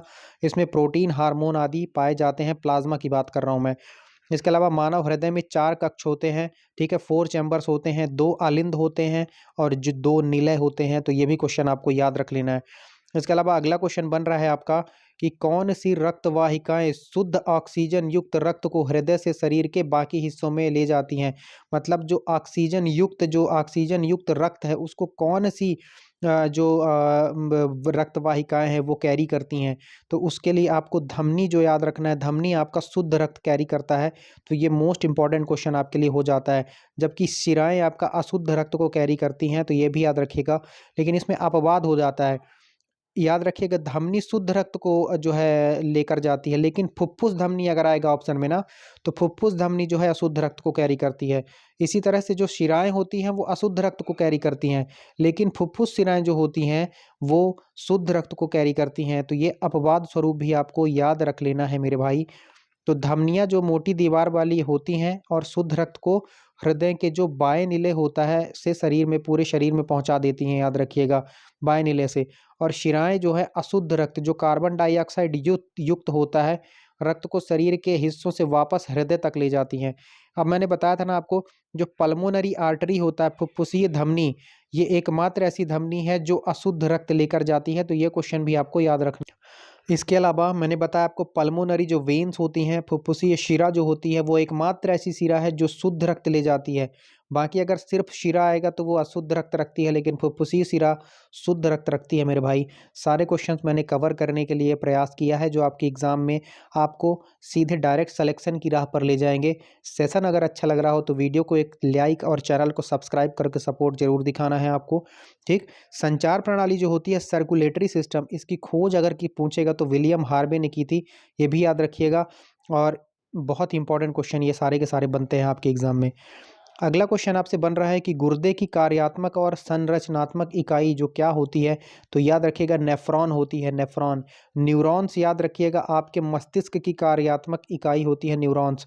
पूरे शरीर में सबसे ज़्यादा अगर सेल डिवीज़न होता है, सबसे ज़्यादा रीजनरेशन की, पुनर्जनन की जो पावर होती है वो लीवर में होती है, याद रखिएगा। लीवर को ही प्रयोगशाला कहा जाता है आपके शरीर का, लेकिन सबसे कम रीजनरेशन पावर होती है, सबसे कम वो न्यूरॉन सेल में होती है, आपके मस्तिष्क में होती है। इसीलिए बोलते हैं कि न्यूरॉन सेल में अगर आपके मस्तिष्क में, सिर में चोट लगी तो बिल्कुल आपका बचना बिल्कुल नामुमकिन हो जाता है, या किसी का बचना नामुमकिन हो जाता है। इसीलिए हेलमेट लगाना बहुत ज़रूरी होता है। और अगर लीवर का 70% हिस्सा तक अगर काट दिया जाता है तो वो अपने आप को फिर से रीजनरेट कर लेता है। इतना प्यारा अंग होता है लीवर। तो लीवर सिरोसिस जिसको होता होगा उसने मतलब अपने लीवर के साथ बहुत नाइंसाफ़ी की है मेरे भाई, ठीक है। इसके अलावा आप याद रखिएगा नेफ्रॉन को जो है गुर्दे की कार्यात्मक और संरचनात्मक इकाई कहा जाता है। तो ये भी बड़ा इंपॉर्टेंट क्वेश्चन बनता है। गुर्दे में लाखों की संख्या में नेफ्रॉन होते हैं जो रक्त को छानने अर्थात फिल्ट्रेशन करने के लिए और मूत्र बनाने का कार्य करते हैं। इसके अलावा नेफ्रॉन के प्रारंभिक भाग को बोमन कैप्सूल कहते हैं, याद रखिएगा, जहाँ पर रक्त का अल्ट्रा फिल्ट्रेशन होता है। डायरेक्ट पूछेगा रक्त का अल्ट्रा फिल्ट्रेशन कहाँ पर होता है, तो बोमन कैप्सूल पर होता है। इसके अलावा न्यूरॉन्स को मैंने बताया आपको मस्तिष्क और तंत्रिका तंत्र की मूल इकाई कहा जाता है। इसके अलावा मानव शरीर में गुर्दे की एक जोड़ी होती है जो अतिरिक्त पानी, लवण, यूरिया जैसे नाइट्रोजन युक्त अपशिष्टों को हटाती है। और जब गुर्दे ठीक से काम करना बंद कर देते हैं तो डायलिसिस के माध्यम से एक कृत्रिम प्रक्रिया उपयोग में लाई जाती है और रक्त को शुद्ध किया जाता है। किसी को अगर किडनी की प्रॉब्लम होगी तो बार बार आप सुनते होंगे वो डायलिसिस के लिए जा रहा है, वो डायलिसिस के लिए जा रहा है ना, तो वो यही होता है, ठीक है। तो याद रखिएगा। अगला क्वेश्चन बन रहा है मानव शरीर की सबसे लंबी हड्डी कौन सी होती है, तो सबसे लंबी हड्डी फीमर होती है जो आपके टांगों की हड्डी होती है। अगर पूछेगा सबसे चमकीली हड्डी कौन सी होती है, तो टीबिया होती है जो आपके पैर में होती है सामने की तरफ। स्टेप्स आपके जो है कान में पाई जाती है और ये सबसे छोटी हड्डी है मेरे भाई आपके मानव शरीर की, ठीक। देखिए फीमर, यहाँ पर ये क्या आ गया, हाँ, फीमर या जांघ की हड्डी मानव शरीर की सबसे लंबी और मजबूत हड्डी होती है। याद रखना है आपको। स्टेप्स कान में पाई जाती है और ये मानव शरीर की सबसे छोटी हड्डी है, याद रखना। और इस वयस्क मानव कंकाल में आमतौर पर 206 हड्डियां पाई जाती हैं, याद रखना है। लेकिन जन्म के समय मानव की जो है 300 हड्डियां होती हैं बच्चे में, तो ये भी क्वेश्चन पूछा जा चुका है, याद रखिएगा। और हड्डियां आपस में स्नायुबंध मतलब लीगामेंट द्वारा जुड़ी होती हैं। आपसे पूछेगा हड्डी को हड्डी से कौन जोड़ता है, तो लीगामेंट जोड़ता है। इंग्लिश में याद रखना, डायरेक्ट इंग्लिश में पूछता है, ठीक है। तो हड्डी से हड्डी को लीगामेंट जोड़ता है और हड्डी को मांसपेशी से टेंडन जोड़ता है, याद रखना। हड्डी को मांसपेशी से टेंडन जोड़ता है, हड्डी को हड्डी से लिगामेंट जोड़ता है। दोनों इंपॉर्टेंट क्वेश्चन है। और हड्डियों के अध्ययन को ऑस्टियोलॉजी कहा जाता है, तो ये क्वेश्चन भी आपको याद रखना है मेरे भाई। अगला क्वेश्चन है वह ज्वाइंट जो केवल एक ही दिशा में गति की अनुमति देता है, जैसे कोहनी और घुटना, ये क्या कहलाता है? जैसे आप कोहनी को आप मोड़ते हैं तो ये एक ही दिशा में है ना, कि चारों दिशा में घूम जाता है। जैसे दरवाजा होता है तो आपका एक ही दिशा में खुलता है ना, एक जो नॉर्मल दरवाजा होता है उसको ढकेलेंगे तो खुल जाएगा रूम का जो दरवाजा होता है। तो इसे हिंज जॉइंट कहते हैं, याद रखना, मोस्ट इंपॉर्टेंट क्वेश्चन है, कई बार बनता है ये, ठीक। हिंज जोड़ दरवाजे के कब्जे की तरह काम करता है, जो गति को केवल एक ही जो है प्लेन में अनुमति देता है। उदाहरण जो आपका कोहनी हो गया, घुटना हो गया, ये सब हिंज जॉइंट के एग्जाम्पल हैं। इसके अलावा कुछ और बता देता हूँ, बॉल एंड जो है सॉकेट जॉइंट जो होते हैं, वो अधिकतम गति को अनुमति देता है। जैसे कंधा और कूल्हा में आपको पूछेगा तो बॉल एंड सॉकेट जॉइंट होता है। इसके अलावा जो पीवेट जॉइंट होता है, एक हड्डी को दूसरी हड्डी पर घुमाने या घूमने की अनुमति देता है। जैसे खोपड़ी हो गया, पहली जो कशेरुका हो गया, इन सब में आपको पिवेट जॉइंट मिलेगा। इसके अलावा अस्थि मज्जा जो हो गया, अस्थि मज्जा हड्डियों के भीतर का नरम ऊतक है, जहां पर आरबीसी और डब्ल्यूबीसी का उत्पादन होता है। तो डायरेक्ट क्वेश्चन आता है कि आरबीसी और डब्ल्यूबीसी का निर्माण कहाँ पर होता है? तो बोन मैरो में होता है, याद रखना है आपको। इसके अलावा मानव कंकाल के मुख्य रूप से अक्षीय कंकाल जो एक्सियल स्केलेटन होता है, वो खोपड़ी, रीढ़ और पसलियां, और इसके अलावा उपांगीय कंकाल जो होता है अपेंडिकुलर स्केलेटन, हाथ पैर की हड्डियों में विभाजित किया जाता है। तो याद रखिएगा, ठीक है। अगला क्वेश्चन आपके स्क्रीन पर आ रहा है कि मानव मस्तिष्क का कौन सा भाग शरीर के संतुलन, जो बैलेंस और पोस्चर को नियंत्रित करता है? तो जो सेरेबेलम होता है, याद रखना, मानव मस्तिष्क का सबसे बड़ा अंग है सेरेबेलम, याद रखिएगा, मोस्ट इंपॉर्टेंट क्वेश्चन आपको हो जाता है। और ये मानव शरीर के जो बैलेंस और जो पोस्चर को नियंत्रित करता है, तो ये भी बड़ा इंपॉर्टेंट क्वेश्चन बन जाता है आपके, ठीक है। इसके अलावा देखिए, सेरेबेलम जिसे छोटा मस्तिष्क भी कहा जाता है, मस्तिष्क के पीछे नीचे स्थित होता है, और ये ऐच्छिक गति, जो वॉलेंट्री मूवमेंट के समन्वय के साथ साथ संतुलन गति के लिए भी जिम्मेदार होता है। देखो, जो मानव शरीर में दो प्रकार की जो है आपकी जो है मूवमेंट होते हैं। एक ऐच्छिक होता है, मतलब आपकी इच्छा के अनुसार, मतलब आप हाथ की उंगलियों को जब हिलाओगे तो हिल जाएंगे, नहीं हिलाओगे तो नहीं हिलेंगे। पैर चलाओगे तो चलेंगे, नहीं चलाओगे तो नहीं चलेंगे। और कुछ अनैच्छिक क्रियाएं होती हैं जो आपके कंट्रोल में नहीं है, जैसे दिल की धड़कन हो गई, आंखों की पलक का झपकना हो गया, सांस का लेना हो गया। आप चाहो या ना चाहो, जब तक जिंदा रहोगे ये मूवमेंट होता रहेगा, तो वो अनैच्छिक के अंतर्गत आता है। तो ये जो है ऐच्छिक वाला जो होता है ना, उसको सेरेबेलम जो है कंट्रोल करता है, उसको बैलेंस करता है, याद रखना है आपको। इसके अलावा सेरेब्रम जो है मस्तिष्क का सबसे बड़ा भाग होता है। मैंने आपको शायद सेरेबेलम बता दिया कंफ्यूजन के कारण, सेरेब्रम है एक्चुअली में। सेरेब्रम मस्तिष्क का सबसे बड़ा भाग है। और ये जो सेरेब्रम होता है, तो क्षमा करिएगा उसके लिए, क्या है, जुबान में हड्डी तो होती नहीं है, कभी फिसल जाती, कंफ्यूजन हो जाता है, मैं भी इंसान हूँ, है ना।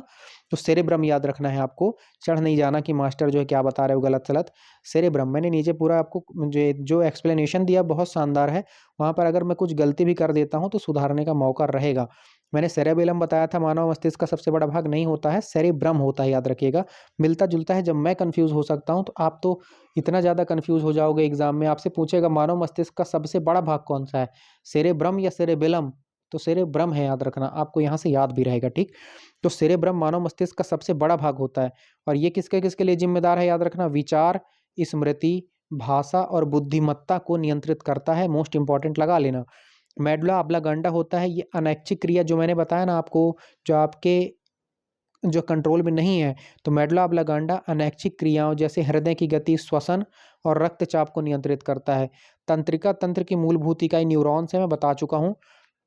इसके अलावा मस्तिष्क चारों ओर से मेनिंजिस नामक झिल्लियों से घिरा होता है। बहुत दफ़ा ये क्वेश्चन बन चुका है कि मस्तिष्क चारों ओर से किस झिल्ली से घिरा हुआ होता है, तो मेनिंजिस नामक झिल्ली से घिरा होता है, याद रखना है। और यह जो है खोपड़ी जो स्कल द्वारा सुरक्षित रहता है, तो ये क्वेश्चन भी आपको याद रख लेना है मेरे भाई, ठीक है। अगला क्वेश्चन बन रहा है आपका, प्रतिवर्ती क्रियाएं क्रियाएं जो होती हैं, रिफ्लेक्स एक्शन, मुख्य रूप से किसके द्वारा नियंत्रित की जाती हैं? तो ये जो है आपका रीढ़ की हड्डी के द्वारा, स्पाइनल कॉर्ड एक्चुअली में होगा, रीढ़ की हड्डी नहीं, याद रखिएगा आप इसका स्पाइनल कॉर्ड याद रखिएगा। जो आपका प्रतिवर्ती क्रियाएं होती है ना, वो स्पाइनल कॉर्ड के द्वारा नियंत्रित की जाती हैं, तो ये क्वेश्चन भी आपको याद रख लेना है। देखिए, जैसे प्रतिवर्तित क्रियाएं जैसे होती हैं, जैसे गर्म वस्तु से हाथ हटा लेना। कभी आप जलती हुई जो जो तवा होता है ना, जिसमें रोटी सेकते हैं, उसमें हाथ रखना, तुरंत आप हाथ उठा लोगे, आप चाहो या ना चाहो, तो इसको प्रतिवर्ती क्रियाएं होती हैं। तो इसको जो होता है स्पाइनल कॉर्ड, याद रखना, रीढ़ की हड्डी याद मत रखना। क्या है, रीढ़ की हड्डी के बीच से जो है कुछ नर्व्स गई होती हैं, उन्हें स्पाइनल कॉर्ड्स कहा जाता है, ठीक है। तो स्पाइनल कॉर्ड्स के स्तर पर होने वाली तेज अनैच्छिक क्रिया होती है, जिससे मस्तिष्क तक सिग्नल भेजने में लगने वाला समय बच जाता है। तो मस्तिष्क नहीं बोलता, ये जो आपका स्पाइनल कॉर्ड होता है वही आदेश दे देता है कि तुरंत हट जाता है आपका हाथ, ठीक है।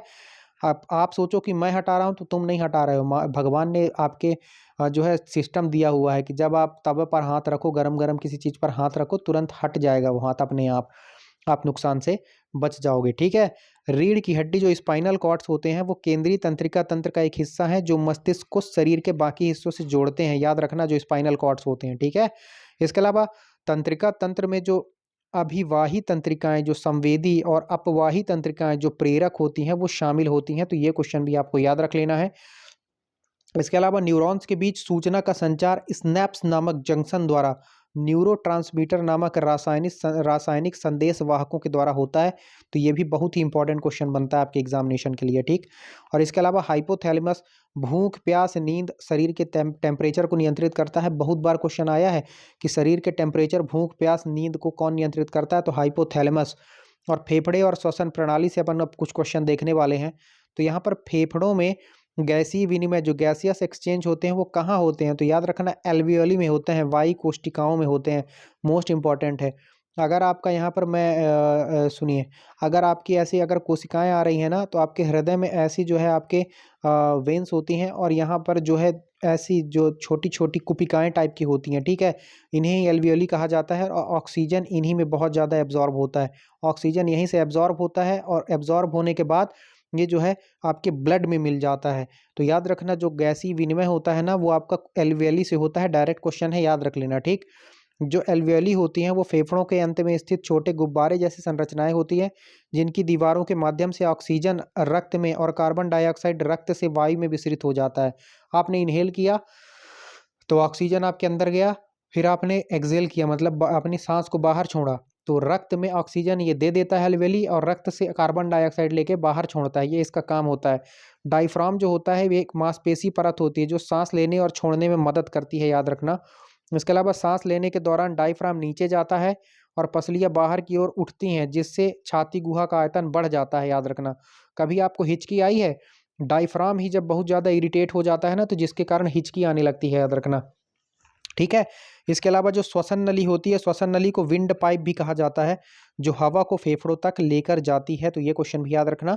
इसके अलावा गैसीय विनिमय की प्रक्रिया विसरण के सिद्धांत पर काम करती है, याद रखना। जो गैसीय विनिमय होता है ये विसरण की प्रक्रिया पर, डिफ्यूजन के सिद्धांत पर काम करती है। जैसे गैसें उच्च सांद्रता से निम्न सांद्रता की ओर जाती हैं। ठीक है।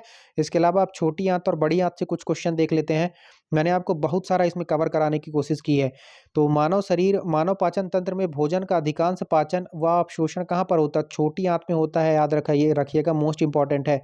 जो आपकी बड़ी आंत होती है तो ये पानी का जो है अवशोषण करती है। इसके अलावा जो आप ड्रग्स लेते हैं ना, मतलब दवाई वगैरह, एंटीबायोटिक वगैरह, वो भी आपके बड़ी आंत में ही जो है एब्जॉर्ब किया जाता है।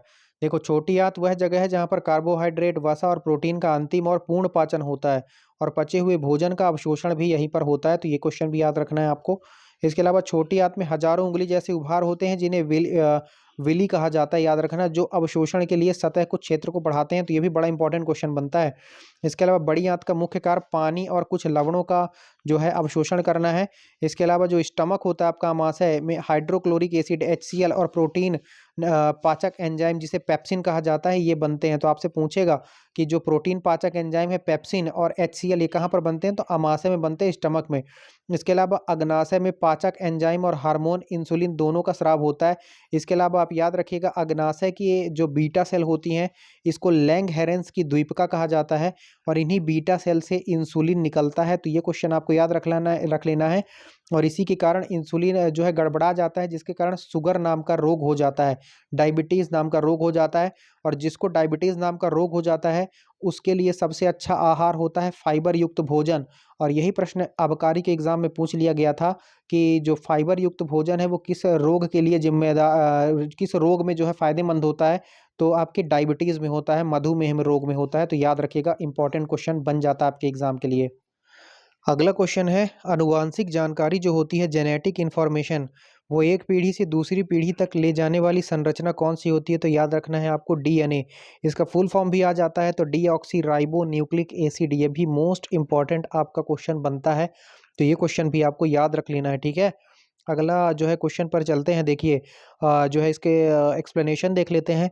DNA आनुवांशिक सामग्री है जो जीवन के विकास, कार्य, वृद्धि और प्रजनन के लिए निर्देश रखती है। इसकी संरचना एक दोहरी हेलिक्स मॉडल होती है और मैंने बताया था आपको डीएनए का जो डबल हेलिक्स मॉडल है उसको वाटसन और क्रिक नाम के वैज्ञानिकों ने दिया था। तो ये क्वेश्चन आपको याद रखना है। इसके अलावा आरएनए याद रखिएगा, राइबोज न्यूक्लिक एसिड इसका फुल फॉर्म होता है और ये प्रोटीन संश्लेषण में महत्वपूर्ण भूमिका निभाता है। इसके अलावा डीएनए में शर्करा डीऑक्सीराइबोज होती है, जबकि आरएनए में शर्करा राइबोज होती है। तो ये भी मोस्ट इंपॉर्टेंट आप लगा लीजिएगा। इसके अलावा डीएनए में 4 नाइट्रोजनस क्षार पाए जाते हैं, याद रखिएगा, एडेनिन, गुआनिन, साइटोसिन और थाइमिन। तो ये भी मोस्ट इंपॉर्टेंट है। और आरएनए में यही चीज़ थाइमिन की जगह में यूरेसिल आ जाता है। तो ये भी मोस्ट इंपॉर्टेंट लगा लीजिएगा आप, ठीक है।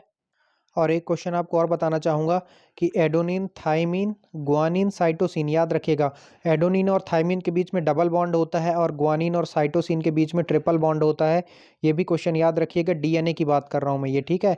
और यहीं पर आरएनए में, तो आरएनए में थाइमिन की जगह में आपको यूरोसिल डाल देना है, बस इतना अंतर हो जाता है। तो ये भी आपको याद रख लेना है, ठीक है। मोस्ट इंपॉर्टेंट क्वेश्चन है आपके। और डीएनए याद रखिएगा, डीएनए से जब आरएनए में चीज़ों को बदलते हैं, डीएनए से आरएनए में बदलने को क्या कहा जाता है? ट्रांसक्रिप्शन कहा जाता है। और आरएनए से डीएनए में बदलने की प्रक्रिया को कहा जाता है रिवर्स ट्रांसक्रिप्शन। आपने कोरोना के टाइम पर एक टेस्ट सुना होगा आरटीपीसीआर, तो इसी पर बेस्ड था, reserve transcription polymer chain reaction. तो इसी पर आधारित था, आरएनए को डीएनए में बदला जा रहा था, ठीक है। तो ये भी आपको याद रख लीजिएगा। और डीएनए से डीएनए को बदलने में क्या कहा जाता है, आप कमेंट सेक्शन में मुझे बताएंगे, ठीक। अगला देखिए, मानव शरीर में सबसे बड़ी ग्रंथि कौन सी होती है? तो यकृत होती है सबसे बड़ी ग्रंथि। मानव शरीर का प्रयोगशाला कहा जाता है, सबसे ज़्यादा रीजनरेशन पावर यकृत में ही होता है। तो ये भी याद रखिएगा। इसके अलावा यकृत ही ऐसा जो ग्रंथि होती है वो जो होती है, ये जो है क्या करती है, आपका बाइल जूस जो होता है ना, पित्त रस स्त्रावित करती है। पित्त रस कहाँ से निकलता है? यकृत से निकलता है। और स्टोर कहाँ पर होता है? पित्ताशय में, गॉल ब्लैडर में जो है स्टोर हो जाता है। तो बहुत सारे लोग लगा देते हैं, क्वेश्चन आता है कि जो बाइल जूस है, पित्त रस, वो कहाँ से निकलता है? तो बहुत सारे लोग पित्ताशय लगाकर आ जाते हैं, नहीं लगाना है आपको। यकृत से निकलता है, पित्ताशय में स्टोर होता है, याद रखिएगा, ठीक है। और जो आपका अग्नाशय होता है इसे मिक्स्ड ग्लैंड कहा जाता है, ठीक है। तो ये भी आपको याद रख लेना है मेरे भाई, ठीक। ये मैंने बताया ना आपको, यहाँ पर पित्त का उत्पादन होता है जो वसा के पाचन में मदद करता है। यकृत अतिरिक्त ग्लूकोज को ग्लाइकोजन के रूप में संग्रहित करके रखता है, ये भी याद रखिएगा। इसके अलावा अग्नाशय दूसरी सबसे बड़ी ग्रंथि है जो इंसुलिन और ग्लूकागॉन नाम के हार्मोन निकालती है। और इंसुलिन कहाँ से निकालती है? ये बीटा सेल से, जिसे लैंगहेरेंस की द्वीपिका कहा जाता है। इसके अलावा जो पित्ताशय होता है, गाल ब्लैडर, यकृत द्वारा बनाए गए पित्त को संग्रहित करता है, जैसा कि मैंने आपको बताया। इसके अलावा थायराइड ग्रंथि गर्दन में स्थित होती है, याद रखना। और थायरोक्सिन हार्मोन का स्रावित करती है, जो आपका मेटाबॉलिज्म जो क्रियाएं होती हैं उसको नियंत्रित करती है। जो चयापचय की क्रियाएं होती हैं उसको नियंत्रित करती है। डायरेक्ट क्वेश्चन है सारे के सारे, याद रखिएगा। अगर एफर्ट अच्छा लग रहा हो, सेशन अच्छा लग रहा हो, तो वीडियो को लाइक, चैनल को सब्सक्राइब करके सपोर्ट जरूर करना है आपको। अगला प्रश्न है, एक पौधे की कोशिका में मौजूद वह संरचना जो केवल पादप कोशिका में पाई जाती है और जंतु कोशिका में नहीं पाई जाती। तो जो आपका हरित लवक होता है, क्लोरोप्लास्ट जो होता है आपका, ये सिर्फ और सिर्फ पादप कोशिका में पाया जाता है, आपके जंतु कोशिका में नहीं पाया जाता, क्योंकि यहीं पर आपके प्रकाश संश्लेषण की क्रिया होती है। याद रखिएगा, प्रकाश संश्लेषण की क्रिया पौधे करते हैं, इंसान नहीं करता। हरित लवक जो क्लोरोप्लास्ट होता है, इसमें क्लोरोफिल होता है जो प्रकाश संश्लेषण के लिए जिम्मेदार होता है। यह केवल पादप कोशिका में पाया जाता है, याद रखना। और पादप कोशिका में कोशिका भित्ति भी होती है जो जंतु कोशिका में नहीं पाई जाती है। इसके अलावा पादप कोशिका में बड़ी केंद्रीय रिक्तिका होती है, याद रखना। जबकि जंतु कोशिकाओं में या तो बहुत छोटी रिक्तिकाएं होती हैं, अनुपस्थित होती हैं। तो रिक्तिकाएं भी जो है मेन रूप से पादप कोशिका में पाई जाती हैं। इसके अलावा माइटोकॉन्ड्रिया को छोड़कर केंद्रक भी दोनों में उपस्थित होता है। इसमें आनुवांशिक सामग्री होती है। तो ये क्वेश्चन भी आपको याद रखना है। इसके अलावा जंतु कोशिका में जो सेंट्रोसोम होता है वो मौजूद होता है, जो कोशिका विभाजन में मदद करता है। तो ये भी बड़ा ही इंपॉर्टेंट क्वेश्चन हो जाता है, ठीक। अगला क्वेश्चन देखिए, इंसुलिन हार्मोन किसके द्वारा स्त्रावित होता है? तो मैंने बताया आपको, अग्नाशय की बीटा सेल, जिसे कहा जाता है लैंगहेरेंस की द्वीपिका, इसी से जो है आपका इंसुलिन निकलता है। ये देखिए, यहाँ पर है लैंगहेरेंस की द्वीपिका, इसे बीटा कोशिका द्वारा कहा जाता है। और इंसुलिन जो रक्त शर्करा में ब्लड शुगर के स्तर को नियंत्रित करता है, और इसकी कमी से मधुमेह, डायबिटीज रोग हो जाता है। और जो आपका पिट्यूरी ग्रंथि होती है, ये जो आपको मास्टर ग्रंथि कहा जाता है, इसे हिंदी में पीयूष ग्रंथि आपने सुना होगा। जो पीयूष ग्रंथि होती है इसे मास्टर ग्लैंड कहा जाता है, क्योंकि यह अन्य अंतःस्रावी ग्रंथियों को नियंत्रित करती है। इसके अलावा एड्रेनल ग्रंथि से एड्रेनालाइन हार्मोन स्रावित होता है, और इसे फाइट एंड फ्लाइट हार्मोन कहा जाता है। बहुत बार एग्जाम में आया है कि डायरेक्ट आया है कि फ्लाइट एंड फाइट, भागो और लड़ो या भागो हार्मोन कहाँ से निकलता है, तो जो आपका एड्रेनल नाम की जो ग्रंथि होती है वहाँ से स्रावित होता है। इसके अलावा हार्मोन रासायनिक संदेशवाहक होते हैं जो सीधे रक्त प्रवाह में स्रावित होता है, अंतःस्रावी तंत्र का हिस्सा है। ये मोस्ट इंपॉर्टेंट लगा लेना है आपको। सेशन अच्छा लग रहा हो तो इस पर ध्यान दीजिएगा, सब्सक्राइब करके सपोर्ट करिएगा, वीडियो को लाइक करिएगा। अगला देखिए, कौन सा प्रोटीन रक्त का थक्का जमने में शामिल होता है, तो फाइब्रोजिनोन जो आपका होता है, फाइब्रोनोजेन जो होता है वो रक्त का थक्का जमने में मदद करता है। इसके अलावा प्लेटलेट्स भी रक्त का थक्का जमने में मदद करते हैं, और विटामिन के भी आपका रक्त का थक्का जमने में मदद करता है। एक बीमारी आपको बताना चाहूँगा, हीमोफीलिया।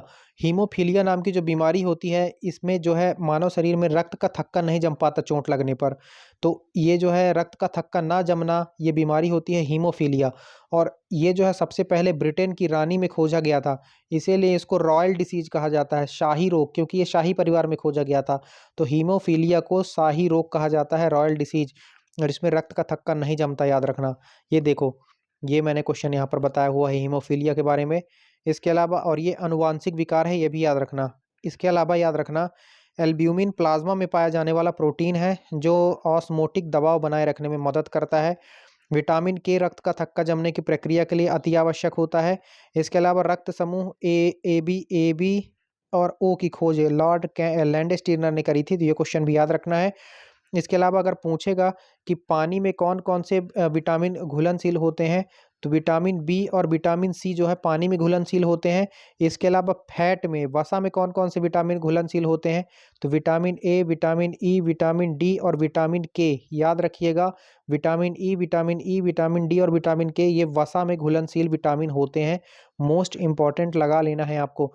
विटामिन ई का वैज्ञानिक नाम क्या होता है, टेकोफेरॉल, और इसे ब्यूटी विटामिन कहा जाता है।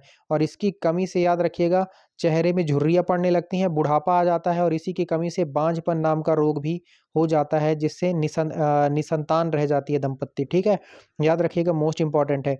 विटामिन डी को सनसाइन विटामिन कहा जाता है, क्योंकि ये सूर्य के प्रकाश से डायरेक्ट मिलता है अपने को। ठीक, और इसका वैज्ञानिक नाम कैल्सीफेरॉल हो जाता है, ये भी आपको याद रख लेना है। मोस्ट इंपॉर्टेंट क्वेश्चन आपका हो जाता है। इसके अलावा अगला क्वेश्चन बनता है, पौधे में पानी के ऊपर चढ़ने के लिए मुख्य रूप से कौन सा बल जिम्मेदार होता है, तो इसके लिए मूल रूप से जो बल होता है वो होता है वाष्पोत्सर्जन कर्षण जो होता है, ट्रांसपिरेशन पुल जो होता है वो जिम्मेदार होता है। वाष्पोत्सर्जन कर्षण बल जो होता है, जो पत्तियों से पानी के वाष्पीकरण के कारण उत्पन्न होता है, जिससे पानी एक खिंचाव बल के साथ जाइलम के माध्यम से ऊपर की ओर खींच लिया जाता है। याद रखना है आपको। इसके अलावा वाष्पोत्सर्जन पत्तियों में जो स्टोमेटा नाम के छिद्रों के माध्यम से होता है। डायरेक्ट क्वेश्चन आता है कि जो पत्तियों में किसके माध्यम से वाष्पोत्सर्जन की क्रिया होती है, तो स्टोमेटा, ये छोटे छोटे छिद्र होते हैं पत्तियों में, उसके माध्यम से वाष्पोत्सर्जन होता है। इसके अलावा जो रूट प्रेशर होता है, पानी को जड़ से थोड़ा ऊपर धकेलने में मदद करता है, खासकर रात में, याद रखिएगा। और कोहेसन जो होता है, कोहेसन पानी के अणुओं को आपस में जोड़े रखता है, जिससे एक निरंतर स्तंभ बनता है। तो कितना भी हाई लेवल का क्वेश्चन आपका आ जाए, यहाँ से बाहर आपका जाने नहीं वाला है, याद रखना। इसके अलावा पौधे में वाष्पोत्सर्जन को मापने के लिए पोटोमीटर का उपयोग कहा जाता है, तो ये क्वेश्चन भी आपको याद रखना है। और कोई पेड़ है, उसके जो तने में जो वलय होते हैं, वो यह बताते हैं कि ये पेड़ कितने साल पुराना है। जितने वलय होंगे उतने ही उसके साल होंगे, याद रखिएगा। अगला क्वेश्चन आ रहा है आपकी स्क्रीन पर, मानव शरीर में जो आहार नाल होता है, ये आहार नाल का वह भाग जहाँ पित्त रस और अग्नाशयी रस मिलते हैं, वो कहाँ पर मिलते हैं आपको ये बताना है। तो ये मिलते हैं आपकी ग्रहणी में, डिओडेनम में। जो डिओडेनम होता है, ये छोटी आंत का प्रारंभिक भाग होता है। यकृत से पित्त रस और अग्नाशय से जो अग्नाशयी रस प्राप्त करता है, और जहाँ वसा का पायसीकरण होता है, इमल्सिफिकेशन, और पूर्ण पाचन शुरू हो जाता है। बहुत इंपॉर्टेंट क्वेश्चन है, याद रखना, डायरेक्ट आपके एग्जाम में आता है। इसके अलावा पित्त रस का भंडारण गाल ब्लेडर में होता है, पित्ताशय में। पाचन की प्रक्रिया मुख गुहा जो माउथ कैविटी होती है, और कार्बोहाइड्रेट के पाचन से शुरू हो जाती है, याद रखिएगा। और अपेंडिक्स बड़ी आंत का जुड़ा एक अवशेषी अंग होता है। अवशेषी अंग मतलब इसका हमें अब यूज नहीं है। पहले हम जब जानवर हुआ करते थे, जी हाँ, पहले हम जानवर हुआ करते थे, अभी भी जानवर हैं। कभी कभी आपको इंसान का जानवरों वाला रूप दिखाई दे देता है ना। बहुत सारे केसेस है, तेलंगाना का वो डॉक्टर वाला केस आपको याद होगा। तो जानवरपन आदमी के अंदर होता है, कभी कभी दिखाता है वो अपना। लेकिन अवशेषी अंग को मैं आपको बता रहा था। तो जो जानवर पहले हम थे, तो हम लोग घास-फूस भी खाते थे, तो हमें क्या है एक एक्स्ट्रा जो है हमें बड़ी आँत की जो ज़रूरत होती थी, है ना? अपेंडिक्स अपेंडिक्स कहाँ पर होता है? ये जो है सेलुलोज़ को पचाने के लिए ज़िम्मेदार होता था एक्चुअली में। तो अब हम सेलुलोज़ कच्चा खाना तो खाते नहीं हैं, तो अब एक वो वेस्टिजियल ऑर्गन हो गया, हमारे किसी काम का नहीं है। तो वो अपेंडिक्स होता है, बहुत छोटा-सा होता है और ये कभी-कभी बढ़ जाता है। तो डॉक्टर इसको काट के निकाल देते हैं और बोलते हैं आपको अपेंडिक्स हो गया है, ऑपरेशन करके इसको काट के निकालना पड़ेगा, क्योंकि किसी काम का नहीं है और जो किसी काम का नहीं होता वो तकलीफ देता है, याद रखिएगा। तो तकलीफ देने वाले को हटा दिया जाता है। जबकि ये आपको जो गाय-वाय होती हैं ना, गाय-भैंस जो शाकाहारी जो जानवर होते हैं, उनमें पाया जाता है क्योंकि सेलुलोज़ का पाचन करती हैं वो। इसके अलावा जो एमाइलेज कार्बोहाइड्रेट को तोड़ता है, याद रखना, लाइपेज वसा को और ट्रिप्सिन प्रोटीन को तोड़ता है। डायरेक्ट क्वेश्चन आता है कार्बोहाइड्रेट को कौन तोड़ता है? तो एमाइलेज, लाइपेज किसको तोड़ता है? तो वसा को, ट्रिप्सिन किसको तोड़ता है? तो प्रोटीन को तोड़ता है। याद रखना, इंपॉर्टेंट क्वेश्चन है, ठीक? डीएनए का डबल हेलिक्स मॉडल किसने दिया था? पहले ही मैं आपको बता चुका हूँ, वाटसन और क्रिक ने दिया था। मोस्ट इंपॉर्टेंट क्वेश्चन है, जबकि आगे अपन और डिस्कस करते हैं, ठीक है? देखो, जेम्स वाटसन और फ्रांसिस क्रिक ने 1953 में डीएनए का जो डबल हेलिक्स मॉडल खोजा था और इसके लिए इन्हें नोबेल प्राइज़ भी मिला था। कब मिला था? आप कमेंट में बताओ ज़रा मुझे। डीएनए की संरचना में 2 पॉलीन्यूक्लियोटाइड श्रृंखलाएँ शामिल होती हैं, जो एक दूसरे के चारों ओर सर्पिल रूप से कुंडलित होती हैं, याद रखना। 2 डीएनए जो रज्जुक हाइड्रोजन बंधन द्वारा जुड़े होते हैं। मैंने आपको बताया था ना, adenine, thymine, guanine, cytosine. Adenine और थाइमिन डबल हाइड्रोजन बॉन्ड से जुड़े होते हैं और गुआनिन और साइटोसिन ट्रिपल हाइड्रोजन बॉन्ड से जुड़े होते हैं। और थाइमिन की जगह में आप यूरोसिल ले आओगे तो वो आरएनए हो जाएगा। उसी की बात कर रहा है ये। और रॉबर्ट हुक ने क्या किया था? इसने कोशिका की खोज करी थी। कहाँ पर? 1665 में करी थी। लेकिन ये जो कोशिका थी वो मृत कोशिका थी। जीवित कोशिका की खोज ल्यूवेनहॉक ने करी थी, याद रखना। और ल्यूवेनहॉक ने ही जीवाणु की भी खोज करी थी, बैक्टीरिया की। जी हाँ, याद रखिएगा, ठीक है? और वायरस की खोज किसने करी थी? वान विस्की ने करी थी। और वायरस को जो है जीवित कोशिका और मृत कोशिका के बीच की कड़ी कहा जाता है, याद रखना, ठीक? इसके अलावा डीएनए रेप्लिकेशन एक ऐसी प्रक्रिया होती है जिसमें डीएनए अपनी प्रतिलिपि बनाता है। कुछ देर पहले मैंने आपसे क्वेश्चन बताया था आपको, डीएनए से आरएनए में जब बदला जाता है तो उसे क्या कहते हैं? उसे ट्रांसक्रिप्शन कहा जाता है। और आरएनए से डीएनए बदला जाता है, उसे रिवर्स ट्रांसक्रिप्शन कहा जाता है। कोरोना का टेस्ट जो होता था आरटी-पीसीआर, इसी पर बेस्ड था। Reverse transcription polymer chain reaction, है ना? लेकिन अगर डीएनए से डीएनए बनता है, इसे रेप्लिकेशन कहते हैं, याद रखना। आरएनए से आरएनए बनेगा, उसे भी रेप्लिकेशन ही कहेंगे, ठीक है? अगला क्वेश्चन है, मास्टर ग्रंथि किसे कहा जाता है? तो पीयूष ग्रंथि को पहले ही बता चुके हैं अपन, ठीक? पहले ही अपन इसका पूरा डिस्कस देख चुके हैं। देखो, जो पीयूष द्वारा स्रावित एक महत्वपूर्ण हार्मोन होता है, इसे ग्रोथ हार्मोन कहते हैं, याद रखना। इसके अलावा हाइपोथैलेमस पिट्यूटरी जो पीयूष ग्रंथि को नियंत्रित करता है, इसलिए इसे सुपर मास्टर ग्लैंड कहा जाता है। आपने मास्टर ग्लैंड तो आपको मालूम है पीयूष ग्रंथि को कहते हैं, लेकिन सुपर मास्टर ग्लैंड किसे कहते हैं? तो हाइपोथैलेमस को कहते हैं, याद रखना। इसके अलावा जो पीनियल ग्लैंड होती है, ये मेलाटोनिन हार्मोन स्रावित करती है, याद रखना।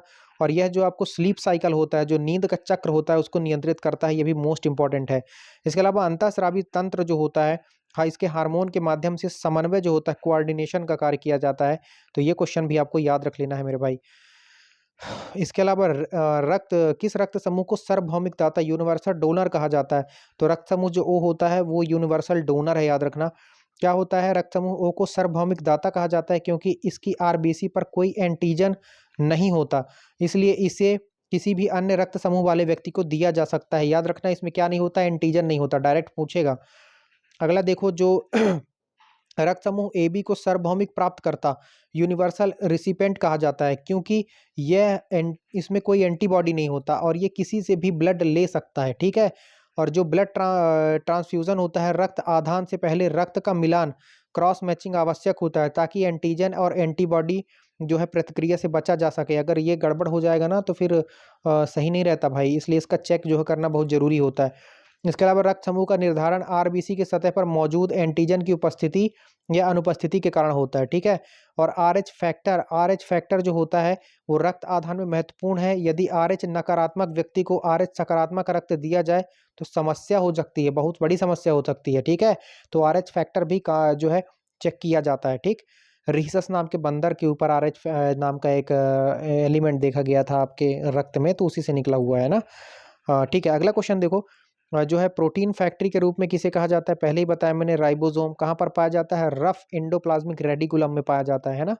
लाइसोसोम को सुसाइडल बैग कहते हैं, राइबोसोम को प्रोटीन फैक्ट्री कहते हैं, गोल्जी बॉडी को post office of the cell कहा जाता है, और इसको स्टोरेज टैंक कहते हैं, रसधानी को। मैंने पूरा बताया हुआ है।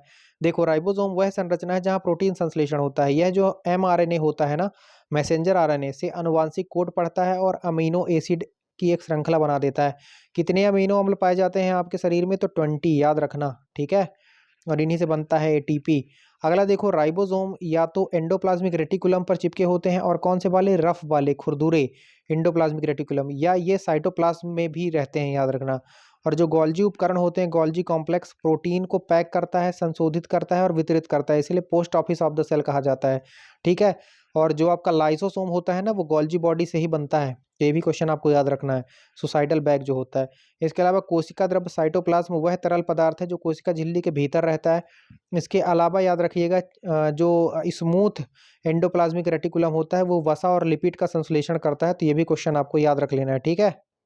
इसके अलावा आपको याद रखना है, जो केंद्रक होता है कोशिका की, उसकी खोज रॉबर्ट ब्राउन ने करी थी, तो ये भी याद रखना। अगला क्वेश्चन है, मानव कंकाल की सबसे बाहरी परत जो होती है, आउटर लेयर, क्या है जो हड्डियों का पोषण हड्डियों को पोषण देती है? तो ये पेरियोस्टियम होती है। पेरियोस्टियम जो होती है वो मानव कंकाल में सबसे बाहरी परत होती है और हड्डियों को ये पोषण देती है, याद रखिएगा। पेरियोस्टियम इसका नाम होता है, मोस्ट इंपॉर्टेंट हो जाता है ये, ठीक है। देखो, पेरियोस्टियम एक रेशेदार झिल्ली है जो हड्डी की बाहरी सतह को ढकती है, जोड़ों को छोड़कर, जोड़ों में नहीं होती है। और इसमें रक्त वाहिकाएं और तंत्रिकाएं होती हैं जो हड्डी को पोषण देती हैं, याद रखना। अस्थि मज्जा हड्डी के अंदर नरम ऊतक है जहां पर रक्त कोशिकाएं बनती है, डब्ल्यूबीसी और आरबीसी। इसके अलावा कार्टिलेज लचीला संयोजी ऊतक है जो हड्डियों के सिरों को ढककर उन्हें घिसने से बचाता है। उदाहरण, कान और नाक की जो हड्डियां होती है कार्टिलेज से बनी होती हैं। इसके अलावा हड्डियों में जो कैल्शियम और फास्फोरस का लवण प्रचुर मात्रा में पाया जाता है, मोस्ट इंपॉर्टेंट लगा लेना। इसके अलावा ऑस्टियोक्लास्ट से कोशिकाएं हैं, जो वे कोशिकाएं हैं जो पुरानी हड्डी को तोड़ती हैं, जबकि ऑस्टियोब्लास्ट नई हड्डी का निर्माण करती है। पूछ लिया गया था भाई, एमपीपीएससी जैसे एग्जाम में, इतना बड़ा एग्जाम होता है, तो ऑस्टियोब्लास्ट में क्या होता है? मतलब ऐसा क्वेश्चन पूछा गया था कि नई हड्डी के निर्माण की प्रक्रिया को क्या कहा जाता है? तो ऑस्टियोब्लास्ट कहा जाता है, याद रखना। ऐसे याद रखना कि ब्लास्ट होकर नई हड्डियां बन जाती हैं, और ऑस्टियोक्लास्ट जो होता है पुरानी हड्डी को तोड़ती है। ये डायरेक्ट क्वेश्चन आते हैं आपके एग्जाम में, ठीक। अगला देखो, फेफड़े को ढकने वाली दोहरी झिल्ली वाली परत क्या कहलाती है? तो इसे प्लूरा कहते हैं, मोस्ट इंपॉर्टेंट लगा लेना। मेनेंजिस तो आपको जो आपके दिमाग में मस्तिष्क की बाहरी झिल्ली है, और फेफड़े की बाहरी झिल्ली प्लूरा होती है, याद रखना। प्लूरा फेफड़े को ढकने वाली दोहरी झिल्ली है जिसके बीच में एक तरल पदार्थ होता है जो सांस लेते समय जो घर्षण को कम करता है, फ्रिक्शन कम करता है, याद रखना। और पेरिकार्डियम हृदय को ढकने वाली दोहरी दीवार वाली थैली होती है। इसके अलावा मेनेंजिस मस्तिष्क और रीढ़ की हड्डी को ढकने वाले, रीढ़ की हड्डी नहीं, एक्चुअली स्पाइनल कॉर्ड को ढकने वाली सुरक्षात्मक झिल्ली होती है। इसके अलावा पेरिटोनियम उदर गुहा जो होती है, जो एब्डोमिनल कैविटी के अंगों को ढकने वाली झिल्ली है, याद रखना। जो पेरिटोनियम जो होती है वो, ठीक है। जो पेरिटोनियम होती है ना, वो उदर गुहा के अंगों को ढकने वाली झिल्ली है, याद रखना है आपको, ठीक। क्वेश्चन आपको लेवल तो अच्छा लग रहा होगा यार, सब्सक्राइब करके सपोर्ट जरूर करना है आपको। और इसका पीडीएफ चाहिए ना, तो पीडीएफ आपको कहाँ मिलेगा? टेलीग्राम चैनल में। टेलीग्राम चैनल का लिंक कहाँ मिलेगा? इसी वीडियो के डिस्क्रिप्शन में मिलेगा। मैंने बहुत सारे और भी इंपॉर्टेंट क्वेश्चन करवा रखे हैं, साइंस का मैराथन ले रखा है, सब देखो आप, आपको बहुत फायदा मिलने वाला है मेरे भाई, ठीक है। आप हमारे साथ जुड़ के तो देखिए एक बार। अगला क्वेश्चन है, फेफड़े में हवा की अधिकतम मात्रा जिसे सांस द्वारा अंदर लिया जा सकता है उसे कुल फेफड़ों की क्षमता, टोटल लंग कैपेसिटी कहा जाता है। यह भी मोस्ट इंपॉर्टेंट है। 25वें नंबर का क्वेश्चन है, डीएनए और आरएनए में दोनों में मौजूद प्यूरिन क्षार क्या होता है? तो ये एडोनिन और गुआनिन होते हैं, मोस्ट इंपॉर्टेंट लगा लेना है आपको, ठीक है। देखो, प्यूरिन दो रिंग वाली संरचनाएं हैं, एडेनिन और गुआनिन, डीएनए और आरएनए दोनों में मौजूद होती हैं।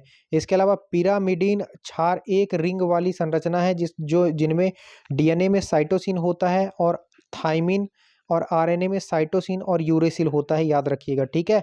इसके अलावा डीएनए में ए हमेशा टी से जुड़ता है, दो हाइड्रोजन बंध से। मैंने आपको बताया था ना यार, वही है।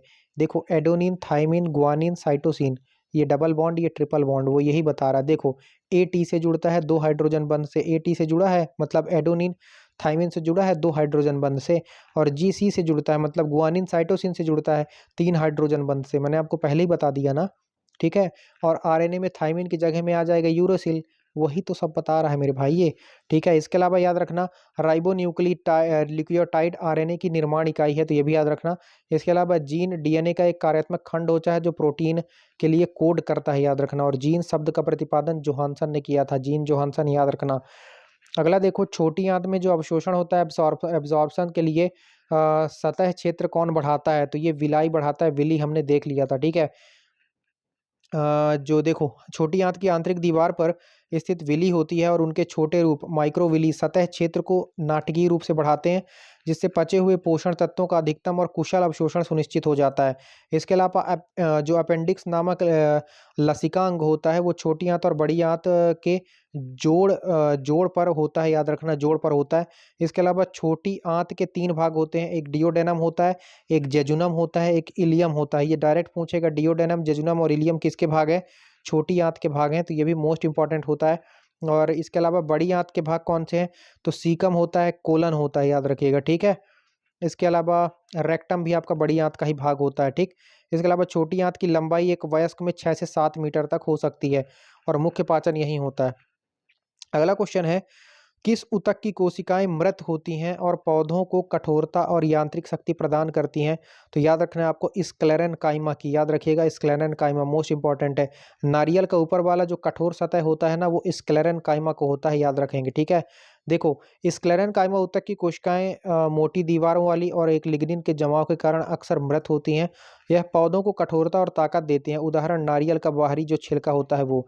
पेरेनकाइमा जीवित कोशिकाएं हैं जो भोजन का भंडारण करती हैं, याद रखना। इसके अलावा कोलेनकाइमा कोशिकाओं में अनियमित रूप से मोटी कोशिका भित्ति होती है और यह लचीलापन प्रदान करती है।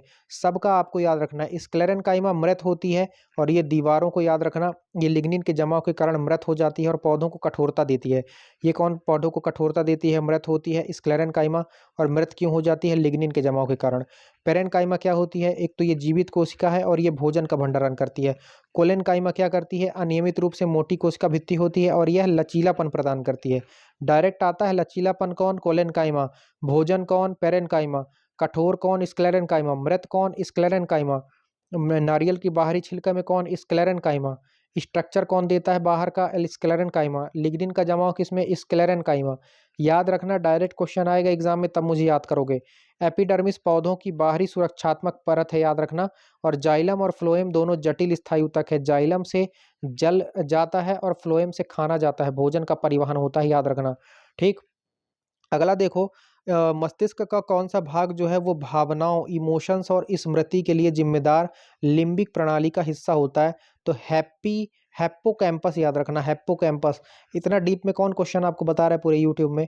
मस्तिष्क का कौन सा भाग है जो इमोशंस होते हैं और मेमोरी के लिए जिम्मेदार एक लिम्बिक प्रणाली का हिस्सा होता है, तो हिप्पोकैम्पस। बहुत बार ये क्वेश्चन रेलवे वगैरह में पूछा जा चुका है, याद रखना। ठीक है, तो हिप्पोकैम्पस मस्तिष्क के लिम्बिक सिस्टम का एक हिस्सा है जो मुख्य रूप से नई यादें बनाने और स्थानिक नेविगेशन जो होता है उसके लिए महत्वपूर्ण होता है। लिम्बिक सिस्टम में हिप्पोकैम्पस, एमिगडाला और थोड़ा सा नाम जो है अटपटे से हैं, देखो एक बार फिर से देखो। हिप्पोकैम्पस, एमिगडाला और हाइपोथैलेमस शामिल होते हैं। पूछेगा लिम्बिक सिस्टम में कौन शामिल नहीं होता है, तो याद रखना ये तीनों को। जो एमाइगडाला होता है वो मुख्य रूप से भय और आनंद जैसी भावनाओं को संसाधित करता है। इसके अलावा जो स्पाइनल कॉर्ड मस्तिष्क को शरीर से जोड़ती है और प्रतिवर्ती क्रियाओं को नियंत्रित करती है। और मस्तिष्क की तंत्रिका कोशिकाएं न्यूरॉन्स विभाजित नहीं होती हैं, याद रखना। इसीलिए हेलमेट लगा के उसको सुरक्षित करते हैं, चोट लग गई तो बन नहीं पाएंगी। अगला है, रक्त को छानने फिल्ट्रेशन की प्रक्रिया के दौरान कौन सा घटक नेफ्रॉन में ग्लूमेरुलस से बाहर नहीं निकल पाता है, तो याद रखना प्रोटीन ग्लूमेरुलस से बाहर नहीं निकल पाता। रक्त में पाए जाने वाले बड़े प्रोटीन और रक्त कोशिकाएं ग्लूमेरुलर झिल्ली के छिद्रों के माध्यम से पारित होते के बहुत बड़े होते हैं। ठीक है, इसलिए वे रक्त से बाहर नहीं आ पाते, ये बहुत आकार में साइज में बड़े होते हैं, इसलिए वो बाहर नहीं आ पाते, याद रखना। यूरिया, ग्लूकोज, अमीनो एसिड और लवण जैसे छोटे अणु ग्लूमेरुलस में छन जाते हैं, याद रखना। ठीक है, ये छोटे होते हैं। उपयोगी पदार्थ ग्लूकोज, पानी, लवण को बाद में नेफ्रॉन के नालीकार भाग में पुनः अवशोषित रीअब्जॉर्प्शन भी किया जाता है। जो रीअब्जॉर्प्शन की क्रिया कहाँ होती है? नेफ्रॉन के नालीकार भाग में होती है, याद रखना। इसके अलावा गुर्दे हार्मोन एरिथ्रोपोइटिन का उत्पादन करते हैं, जो आरबीसी उत्पादन को उत्तेजित करता है, तो ये क्वेश्चन भी डायरेक्ट आ सकता है।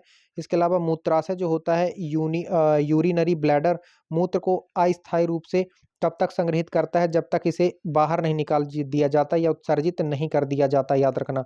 इसके अलावा निम्नलिखित में से कौन सा कोशिकांग सेल ऑर्गन होता है जो एक प्रकार की कोशिका में मौजूद है लेकिन दूसरे में नहीं होता, याद रखना। तो ऐसा कौन सा है? तो सेंट्रोसोम होता है भाई मेरे, सेंट्रोसोम।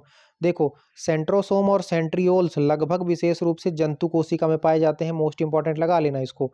और कोशिका विभाजन के दौरान जो स्पिंडल फाइबर होते हैं बनाने का कार्य करते हैं। स्पिंडल फाइबर क्या होता है? एक्चुअली में कोशिका विभाजन 3 टाइप का होता है। एक होता है असूत्री विभाजन। असूत्री विभाजन देखो, ये प्रोकैरियोटिक कोशिकाओं में होता है। कोशिकाएं कितने प्रकार की होती हैं? प्रोकैरियोटिक और यूकैरियोटिक। प्रोकैरियोटिक कोशिकाएं अविकसित होती हैं, याद रखना, जैसे अमीबा वगैरह हो गया, पैरामीशियम, है ना। इसके अलावा जो यूकैरियोटिक कोशिकाएं होती हैं, ये पूर्ण विकसित होती हैं। इनमें पूरी विकसित तरह से केंद्रक होता है, इसमें केंद्रक अविकसित होता है, जो अविकसित होता है प्रोकैरियोटिक में, ठीक है। यूकैरियोटिक में पूरी तरह से विकसित होता है, जैसे हम और आप, जंतु कोशिका, पादप कोशिका, ये यूकैरियोटिक है, याद रखिएगा। तो प्रोकैरियोटिक अविकसित वाली है। तो जो आपका होता है वो क्या होता है, क्या बता रहा था मैं? हाँ, कोशिका विभाजन बता रहा था मैं आपको। तो जो असूत्री विभाजन होता है ना, वो होता है कहाँ पर? प्रोकैरियोटिक कोशिकाओं में, ठीक है। प्रोकैरियोटिक कोशिकाओं में क्या होता है? असूत्री विभाजन।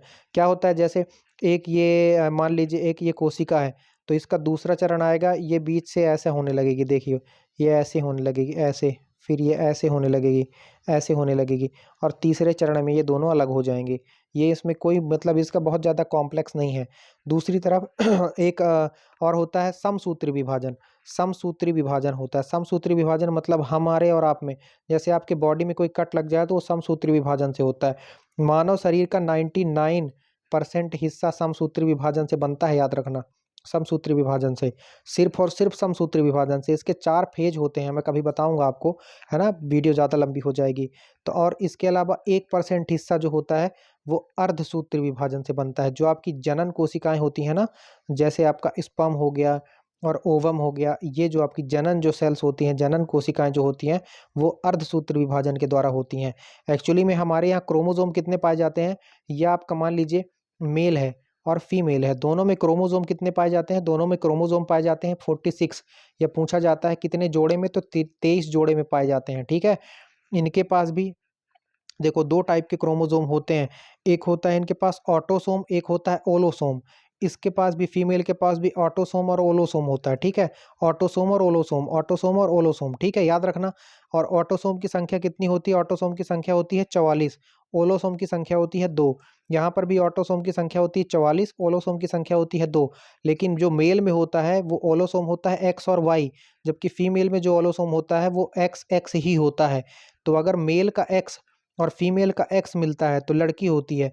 अगर मेल का वाई और फीमेल का एक्स मिलता है, क्योंकि फीमेल के पास तो एक्स ही है ना, तो लड़का होता है, याद रखिएगा। तो लड़की और लड़का कहाँ से डिसाइड होता है? मेल से डिसाइड होता है, याद रखना। क्योंकि एक्स और वाई जो है, ओलोसोम जो है, कहाँ पर पाए जाते हैं? वो मेल में पाए जाते हैं। बाकी 44 तो आएंगे ही, ऑटोसोम तो आएंगे ही, लेकिन ओलोसोम से जो है जेंडर डिसाइड होता है। और इन्हीं में अगर डिस्टर्बेंस हो जाता है ना ओलोसोम्स में, तो ट्रांसजेंडर बन जाते हैं। मैं कुछ रोग आपको बता देता हूँ। जो 21वें गुणसूत्र की अगर ट्राइसोमी हो जाती है, एक एक्स्ट्रा बन जाता है, तो वहाँ पर क्या हो जाता है, जो है कौन सा रोग हो जाता है मुझे एग्जैक्टली याद नहीं आ रहा। इसके अलावा मैं आपको 13वें गुणसूत्र की ट्राइसोमी में बता देता हूँ। 13वें गुणसूत्र की ट्राइसोमी में पटाउ सिंड्रोम हो जाता है, याद रखिएगा, पटाउ सिंड्रोम। और 21वें गुणसूत्र की ट्राइसोमी में I think Turner Turner syndrome हो जाता है, आई थिंक मुझे एग्जैक्टली याद नहीं आ रहा है, आप लोग मुझे कमेंट सेक्शन में बताइएगा, ठीक है। टर्नर सिंड्रोम आई थिंक हो जाता है, ठीक है। लेकिन ये 13 वाला तो बिल्कुल याद है मुझे, पटाउ सिंड्रोम हो जाता है 13वें गुणसूत्र की ट्राइसोमी में। टोटल गुणसूत्र कितने होते हैं? 46, याद रखना। आई थिंक आपको यहाँ पर बहुत ज़्यादा तो समझ में नहीं आया होगा, लेकिन थोड़ा बहुत समझ में आया होगा, ठीक है। इसके अलावा जो सेल वॉल कोशिका जो है पादप कोशिका में मौजूद होती है, लेकिन जंतु कोशिका में नहीं मौजूद होती। इसके अलावा प्लास्टिड क्लोरोप्लास्ट भी केवल पादप कोशिका में होती है, जंतु कोशिका में नहीं होती। कोशिका झिल्ली और केंद्रक पादप और जंतु दोनों कोशिका में होते हैं। इसके अलावा कोशिका विभाजन के अध्ययन को साइटोलॉजी कहा जाता है, तो ये भी आपको याद रखना। और केंद्रक के अध्ययन को कैरियोलॉजी कहते हैं, यह भी याद रखना। केंद्रक खोजा था रॉबर्ट ब्राउन ने, ठीक है। ये आपके 30 के 30 क्वेश्चन हो गए मेरे भाई। आपको कैसा लगा ये सेशन आप कमेंट सेक्शन में बताइएगा। ऐसा शानदार और जानदार सेशन आपको पूरे यूट्यूब में नहीं मिला होगा। आप मुझे बताइएगा कि साइंस का इससे अच्छा आपको सेशन कहाँ पर मिला था, ठीक है। मैं ये नहीं कहता कि ये सबसे बेस्ट सेशन है, लेकिन ये बहुत ही आपके लिए रामबाड़ा सेशन था। और आप कभी भी एग्ज़ाम देने जाइए, यहाँ से आपको डेफिनेटली जो है क्वेश्चन देखने के लिए मिलेंगे।